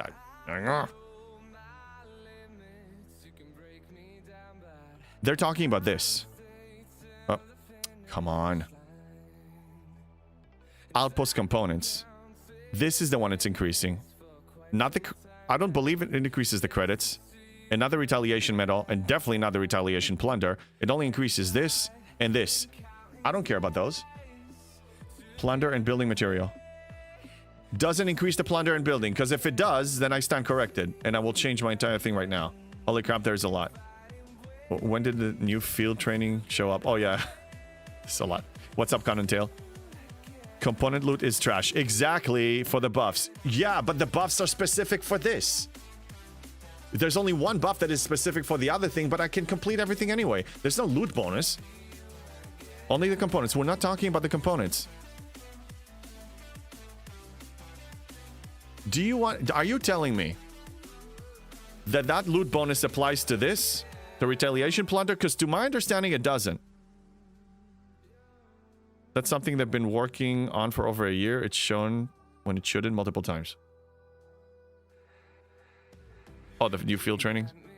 Wait a minute. Third ships help to hit harder with loot crew. More plunder and retaliation loot. Right. So you hit it sooner. But what I'm saying... I'm going to hit regular 70, 66. I'm hitting 66 just fine now.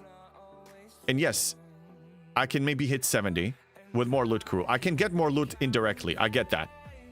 But we're specifically talking about... We started this conversation about the potential conversion of rare cores to regular cores And you can only get rare cores from here, and there's no cap on this to our knowledge. Spock loot bonus from building is only for components. That's what I'm saying.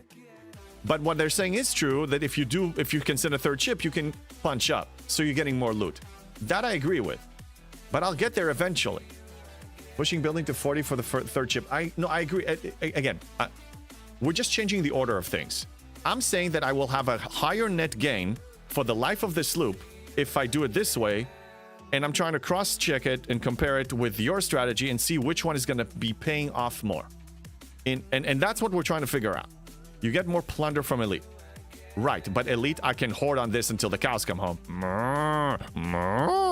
Yeah, in Elite, you get more plunder and more retaliation. I know, again, but I'm going back to the fact that you don't have a cap to our knowledge on the Elite directives. That's the key. That's why I'm considering this option. Let it go. Blinders are on. Oh my god. If you can do 70s Elite, I think it's worth going for it. Guys, I think some of you understand what I'm saying and some of you don't. Why do I need to rush this now? Why do I need to run Elites now before I naturally get to OCC 40? I think it's really only worth punching up if you can cross the generation gap. Yes.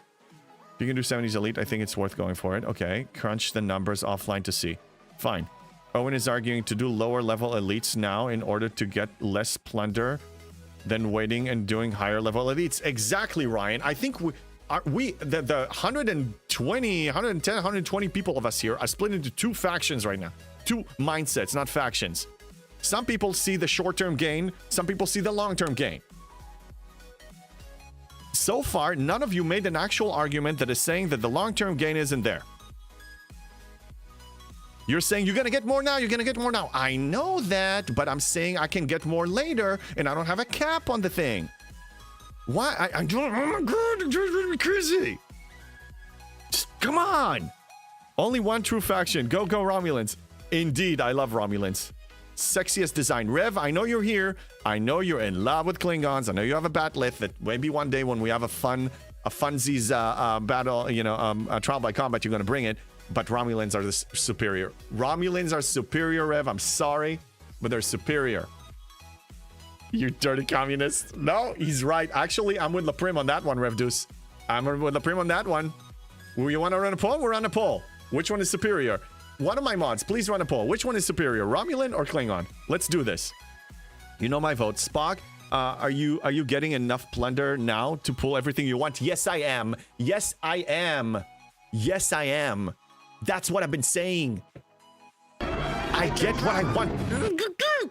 The only thing that I'm a little slower on right now is these artifacts. I can pull one or two of them a day. Okay, Cisco, I get one right now, and then I'm hoarding for the vengeance. I'm hoarding for the vengeance, and then I pull one because 50 for 100. That's fine. That's it. I have 31,000 and building up a stash. I'm gonna be fine. I'm gonna punch up to 70 with the crews that McShizman and all of you linked on my Discord. It's gonna be okay. I'm telling you, it's gonna be okay. We're gonna be fine. Okay, you guys need to relax. Just relax. God damn it, relax. Just relax. Just relax. And Romulan is superior. Yes, JB is a plate lover. No, I'm not a plate lover, dude. I don't even know what that is. Including G7 designs though. What about G7 designs? Designs? What designs? What are we talking about? Feds? Feds? No, Feds are just... It's like the Alliance and the Horde in World of Warcraft. They lack character, okay? Federation... Do it! I know I'm gonna get so much hate for this. Do it! Fine. Federation is also not just humans, but humans in general lack character, okay? You need other species to show you character. So Romulan and Klingon, they show some character. Orcs show character. Trolls show characters. Torrents, they show characters. Stubborn, camping, hyperventilating, flurry. No, I'm actually thinking long-term. You're thinking short-term, but you have the luxury of thinking short-term, Erwin, because you are spending a good amount on this game, so you don't know free-to-play hunger. Klingons have always been better. I don't know about that. I'm just not attracted to their forehead thingy. JP just likes the cap. Damage. I don't like the cap, okay? Got two weapons. Who wants a piece of me? Who wants a piece of me? I see the long-term gain, but my issue in Outpost Pass requirements versus acquisition rate of common directives, not to mention how consistent we're going to get the pass. Fine, I know that. Once we know the acquisition or lack of acquisition of those common directives, I will adjust my plan. But currently, as the game stands today, I'm okay. I don't need to change anything yet. Once I commit, once I spend You're entering a world of currency. pain, Walter. A world of pain. That's right, Kev. How you doing? And bat you down. Look,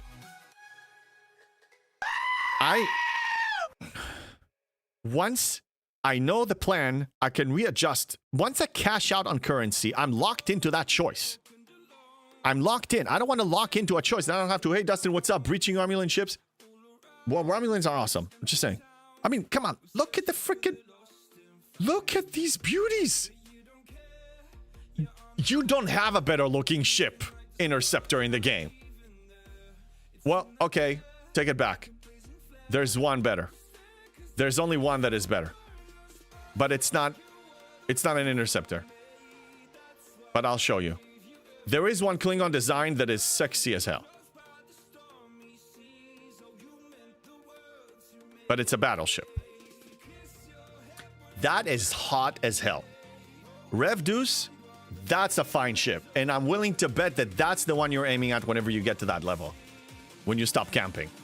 That one. That one is nice. Other than that, Romulan all the way. That looks so cool. Yes, it does. Scimitar is a Romulan ship. Oh, sorry.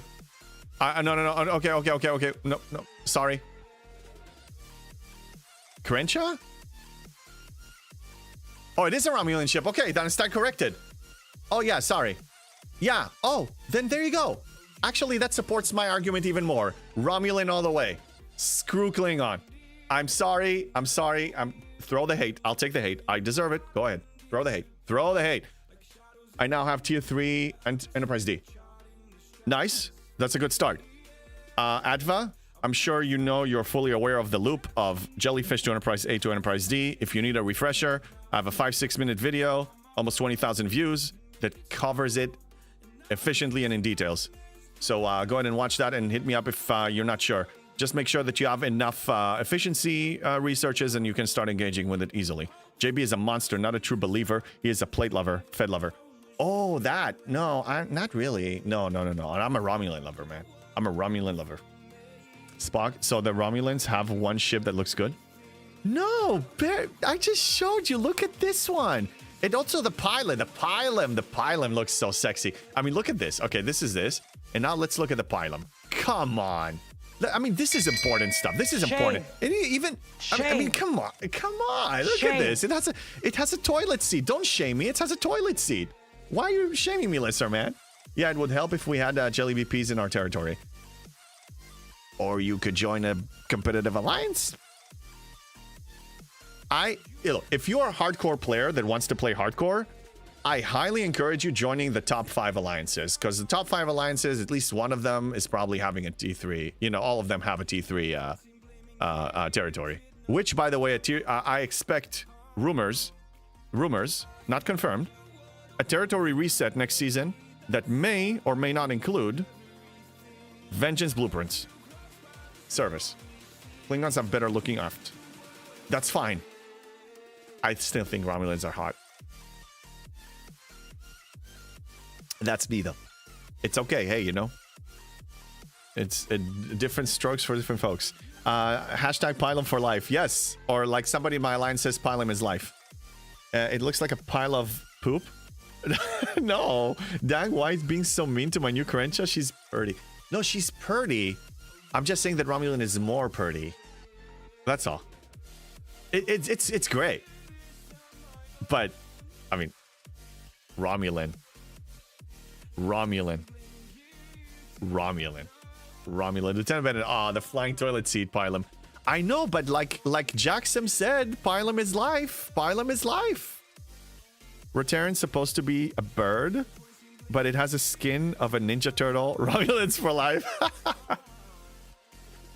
I still think the Scimitar is maybe it is by far, in my opinion, the best looking G6 epic ship. By far. Yeah, I've heard the vengeance rumor. Not sure if it's been you or other voices as well. Well, I heard it from another voice. I didn't make it up. So at least 2 people believe it. And the person who told me this is a person with connections. I don't know to what extent. I don't know if it's coming. I don't know if it's just a rumor, because there were a lot of rumors about other stuff that were not true.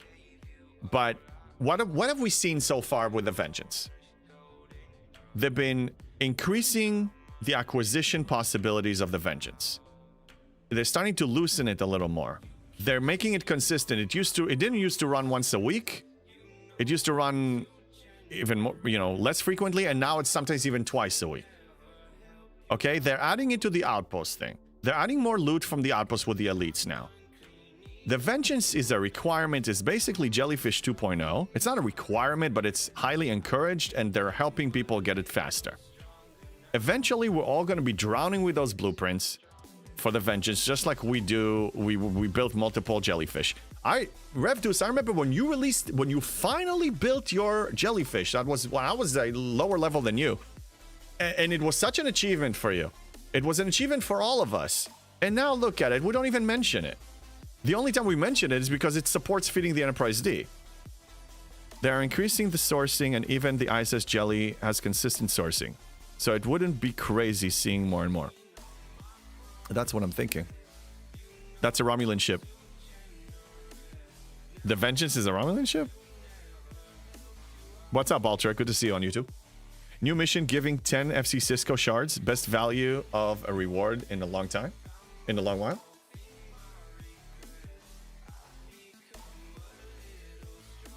Wait a minute.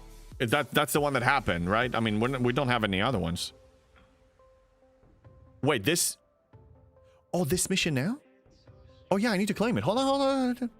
Hold it. Do I just get 10 more? That's acquiring him 10 days faster. Wait a minute. Are you saying that the trap? It's a trap. You're saying that this one is a... Let's complete it. Let's do it. I mean, yeah. Let me change my ship. This one has a very fast warp. The Voyager has a really fast warp, by the way, so it's great for these missions. Yes, okay. Let me do this. Okay. Yeah, let's do this. I want 10 Cisco shards now. What's some Star Trek? That's around. Look, I know, Baltric. In my defense, I only became a Trekkie when I started playing this game. So I'm a part-time Trekkie. The only show that I actually invested the most time in and watched maybe almost all of it is The Discovery. I watched 3 seasons of The Discovery. That's the most I've watched. Well, no, that's a lie. I watched 5 seasons of The Next Generation. The Next Generation season is like 30, 40 episodes each. It's a lot. Voyager used to be super fast. NSCA and some other ships might be faster. True, yeah. But I mean, for we're probably not going to have... I mean, this is like a few seconds. I'm only going to say a few seconds. It's really good like when you go, a few minutes into like a different grade level space or something. Not regular space. Did that at the beginnings of the stream, use GS31. Okay. I could. I mean, I'm already there. That's fine. I'll just do this. Hello there. Davi Mosa, hello there. How you doing? So enjoy the interim schedule. Okay, so this is diplomacy, intimidation. Let's intimidate. Fits my style a little more. Well, I mean, no, actually, I'm 50-50. It depends on it's situational. It depends. I use Eviscerator as I can just jump where I need. Yeah, but then you're wasting that. You're using that currency. I wouldn't say wasting. I use summoning for unorthodox, non-conventional ways of playing the game, so I need to save as many as possible. I'm not going to use it for this. Alright, this is only 3 parts, which is nice. Just going to complete it real quick. What else do you use it for? Think about it. If, in theory, one day I'm going to run out what if I run out? It's not gonna happen, but if it does. Eviscerator juice. Not Eviscerator, sorry. Discovery juice. Down to 0. Why not use it? We get 100k free every month. How do you get 100k free every month? From the daily claim? Go on eJuice daily? How much per day?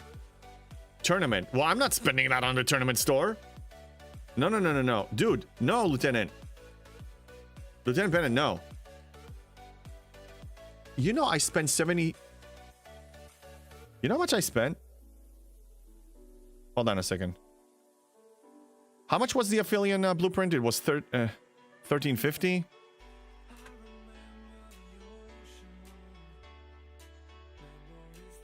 I spent 88,000 loot this round. I spent it on 10 Aphelion blueprints. I spent 66,000 on 520 billion of each faction reputation, and I spent 8,800 on 2,400 common directives for the outhouses, the outposts. I don't have any luxury to spend on anything else. Dude, it's like 2k, just do it. No, dude, I have bigger plans, man. I have bigger plans. I want an army of Aphelions, man. An army. I want an army of them. I want people to call me insane. They already do, but even more insane. An army of freaking Aphelions, man. I'm going triple faction. I'm not doing it, man. I'm not doing it. No. I'm good. I'm telling you, if I cash out on everything I've got now, I'm at 3.5 trillion each. I'm only going to do it when it's going to push me over the edge. Dude, I have a plan. I have a plan. Some of those are static. I do the same with the cube juice. It takes me 16 seconds to get here. Why do I need to use the Eviscerator for this? What are we talking about? I'm completing everything so easily. I kill 5 or 6 hostiles FKR 72s with my ship. I only have 10 trips. I don't even need to summon anymore. I'm doing so great. I only summoned for like I showed you with the squall for the deep thing. It's 1k for 1k dust. Some of those are... Wait, what? We know that you spent thousands of dollars on packs. You did! Pecan! I don't spend anything! I can prove it! I did! Look at this! Guys are driving me nuts! Titan is pretty quick as well in NCA. That's fine. You guys... I'm not saying that and nobody here is wrong. You guys are saying viable things, but you forget who you're talking to. I have to fit everything for a long-term plan that pays off for the life of the engagement. Okay? That's for me fun. Part 3. Yes, 10 of them. Oh, look at this guy. Oh my God, look at him. Ooh, look at him. Oh, 10 more. Yes, that's 10 days quicker. I'll take it. Why did I do this? That's fine. Anyway, yeah. You use that Gorn ship. It gets lonely when part too long. I am not doing that redstone. I'm not doing it. The Corian, well, show your free-to-play treasury if you spend nothing. No, I showed my free-to-play treasury. My account value is $45. $45 pushes you over the edge. We covered that. Rev Deuce and I covered that before he interviewed me. Scopely confirmed it with him. Let me tell you, getting confirmation from Scully about these things is a lot of pain in the butt.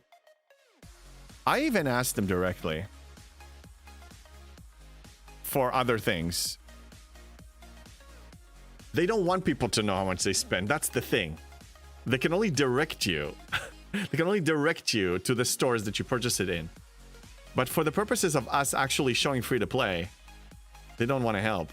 Camping in SDFC, spending in WoW, dressing up in the furry costume, quite the life you have, JP. Oh, Erwin, I know you like me. I'm not a furry. I don't have a tail today. I don't have a tail in general. Okay, I'm not wearing a tail costume. What? That's my point? What is your point? What is your point? I am 99.8% free to play. Okay? Make fun of me as much as you want. Make fun of me. It's fine. I'm already used to that. Here's the thing. You guys forget something. It's human nature. I'm not even blaming anybody for this. It's human nature. When you see somebody doing something almost impossible, the natural instinct is, well, it's... Oh, what? What?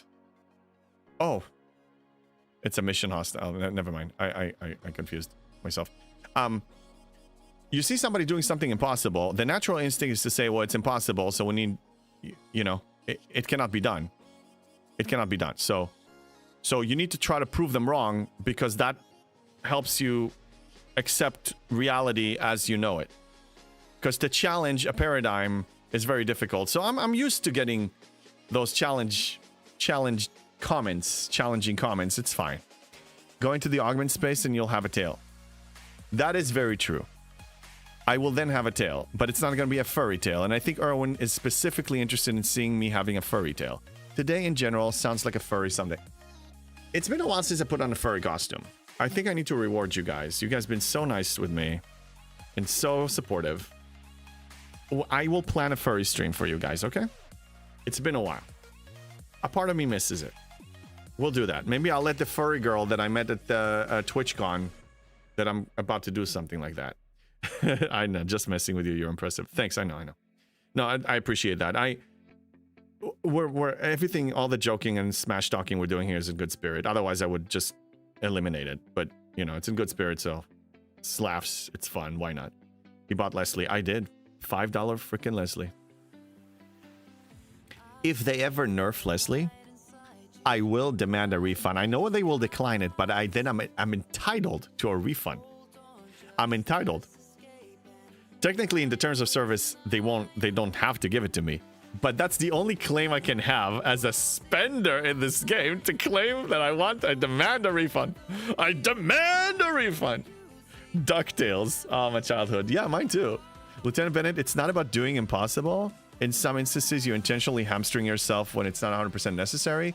Using an occasional convenience item isn't going to tank your progression.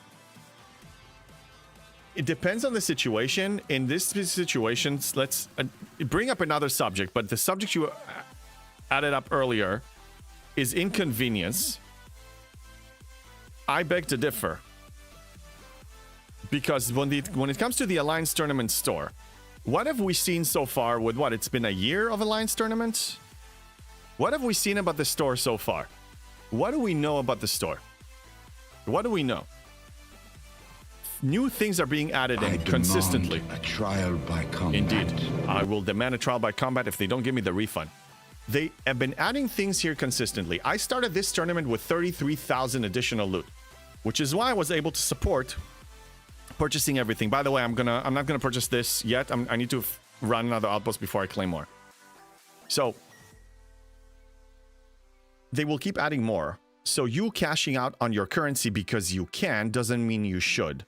For something that I have over 500,000, almost 600,000 currency for the disco jumps. And I'm barely using it because I only need 10 trips. Now, you need to understand, I also don't play like the normal player that is just doing one thing and one thing only. I multitask it. How much are you sitting on thought? Yes, but do I need to remind you, Lieutenant Bennett, that at the beginning of G7, I needed 75 trips, so I did 75 summons? Or 50 summons a day? That's about 40,000, 50,000 spending. Okay, it runs out quick when you need it. If there's an event, if there's some completion, if it actually saves me time, I will, but it doesn't really save me time at this point. I can maximize the gain. You're a light spender. You also have options. I don't, man. I don't. Perfect reason to beef up your stock, though.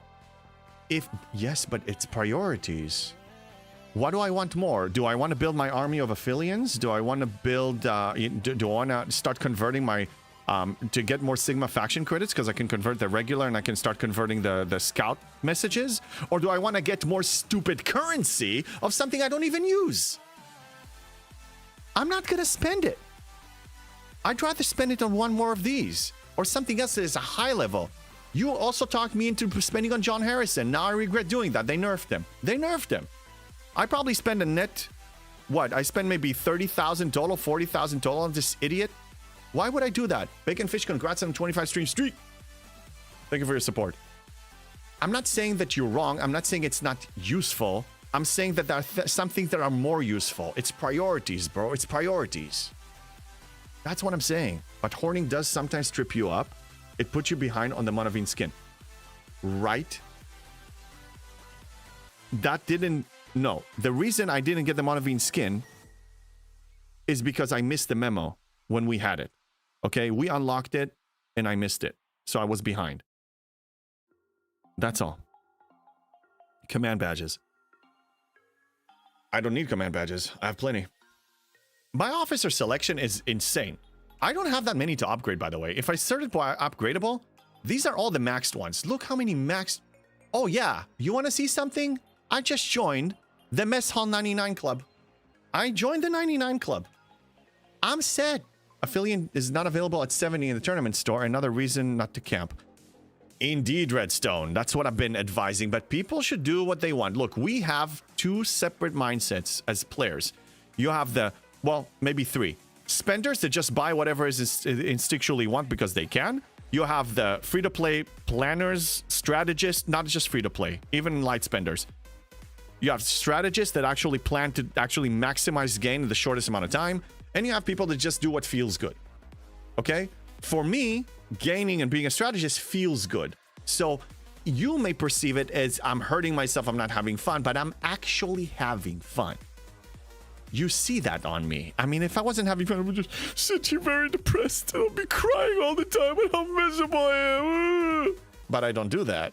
Congrats on Mess Hall 99. Thank you, Lesser Man. It was really satisfying. Now what do I do? Now what do I do? I don't promote officers now. Back to like 2022. I'm nearly to the 99. I'll be there soon. Yeah. Once you get there, that's it. You're done. You're done. It's the gain from it is nice. It's useful. I mean, research speed for a G6 and above player is very useful. Officer stats still useful, but that's it. I mean, it's really just like a little sense of pride mostly. 4, we also have the camper JB.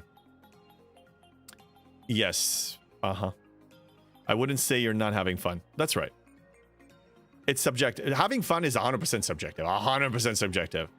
That's why when anybody says, if you only do this, you're having fun, well, they know they're wrong. Maybe they're not aware of it, but they're definitely wrong because fun is subjective. It's like food.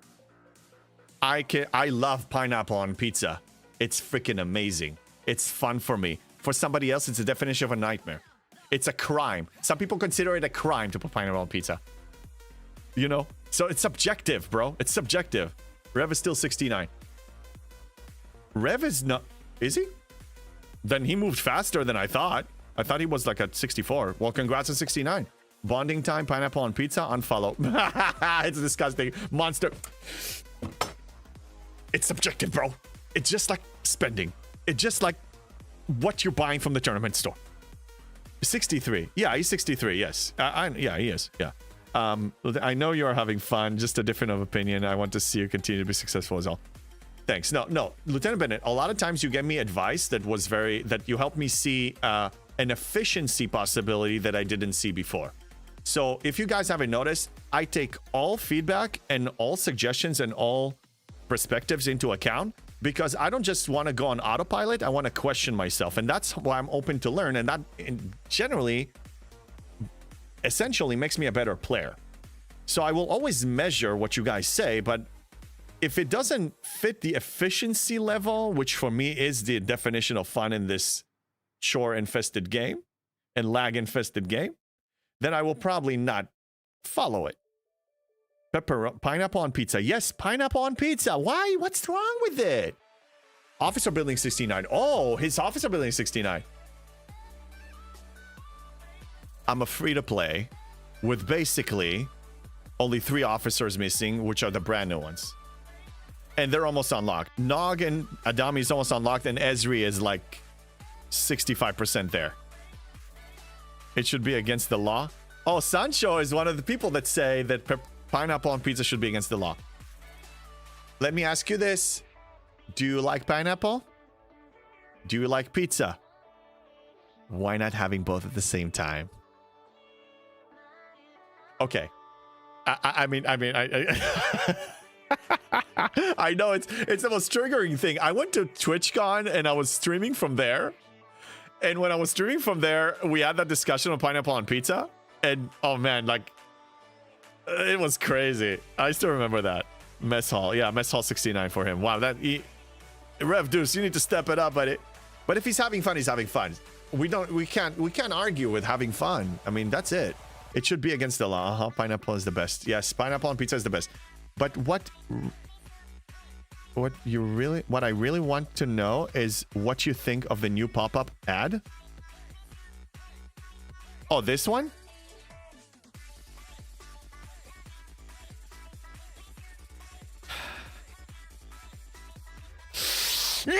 This is what I think about it. That's what I think. It's an act of desperation. That's what I think. Tricking people. Desperation. I've got all the officers unlocked, but I'm at Mess Hall 68 free to play. It takes time. It takes time. I mean, you got them unlocked, but I'm maxing them. You got so many sourcing options for officers now. It's unbelievable. I mean, if we sorted by... I still have some common and uncommon one. Well, Leslie. I could, if I go to the DTI, I can max him today. But now I don't have an incentive of raising it. I reached 6850, which is the highest you can get the mess hall to. And that's where it stops. So now I'm just going to promote officer. I'm probably not going to tier them up. Get ready for pop-up videos. That's fine. Bring them. Bring them. I'm free to play. I'm used to it. So you're saying it's doing nothing for your morale? What? The store? I don't know. What do you mean? Somebody says pepperoni, jalapeno, and bacon is the best pizza on the planet. I don't really like the taste of pork, so jalapeno, yes for me, but the other two, no. But I mean, look, it's clearly bacon is the most popular thing ever. Everything is better with bacon. That's what they say. I believe them. I just was conditioned for 21 years not to eat bacon because I barely had access to it. So I just don't like the flavor because I wasn't raised on it. Get ready for pop-up videos. Yeah, I've got 20 officer levels to hit MH99. It'll be soon. Nice. Nice, nice, nice. Very good. Debardos, I get pissed when I say this. $50 for you, but 60 pounds for me. The dollar-euro change is $1 to 0.85. Oh, yeah, because they adjusted to local prices, yeah. On a stick? What, bacon on a stick? I love ham, but can't stand bacon. I don't know why. I tried all bacon. I tried actual bacon. I tried turkey bacon. Also with my breakfast, I was born and raised in Israel, right? So, I mean, breakfast usually doesn't contain meat next to it. Usually it's a bunch of different salads and cheeses and bread and eggs and orange juice and coffee. But usually you don't even see like you can, but I mean, it's not that common. So I was conditioned until my adult life not to be exposed to it with my breakfast. So now it just my stomach is not used to digesting meat in the morning. That's all. This is a game. Play it the way you want. Play it at your own pace. Spend wisely. Yeah, Baltrick. That's basically it. All of us need to understand that this is the right path, and it differs. I said it yesterday. Everybody's play style and what they like and don't like in the game is never going to be identical. Just like human fingerprint. You don't have two identical ones.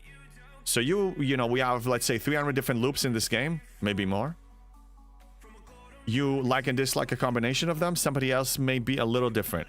As long as you follow the path and you're true to what you enjoy and what you believe in, and as far as money spending, you spend it according to your value system, which could be, I just want to keep this game alive no matter what. It could be only because this company is amazing.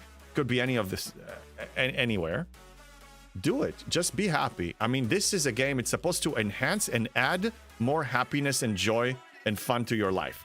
If you're getting it from STFC in your path, you're doing it right. Jalapeno on a stick. Oh, Jeff Dunham. Oh yeah, that's right. Jeff Dunham is such a talented comedian.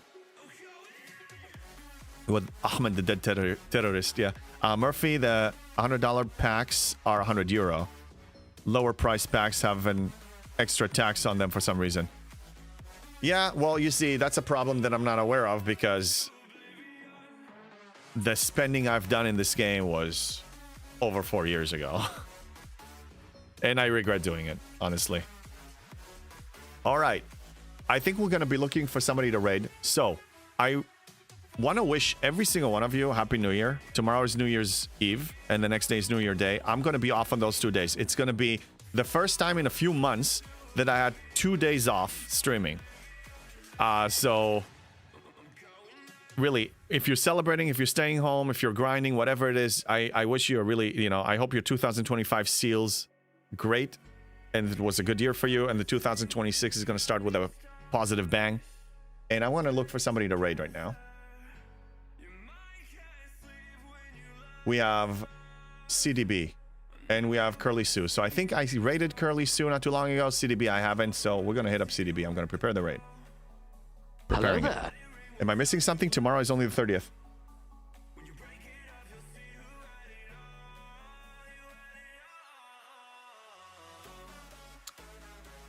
I missed something. Okay. Anyway. So you know what? That means one thing. I'll be online on New Year's Day. On New Year's Day, I'm going to be here 9 a.m. So I'm only off. Okay. I'll clarify. Good point. I'll be off Tuesday and Wednesday this week. And I'll be streaming Thursday morning, January 1st, 2026, which means I will see you all next year. I'll see you next year. Okay? Yes, I'm 1 day off, but that's fine. But still, I'm taking my Tuesday and Wednesday off this week. I'll be online Thursday. I'll see you guys next year. Let's prepare raiding him. Say hi to him. You guys take it easy. See you soon.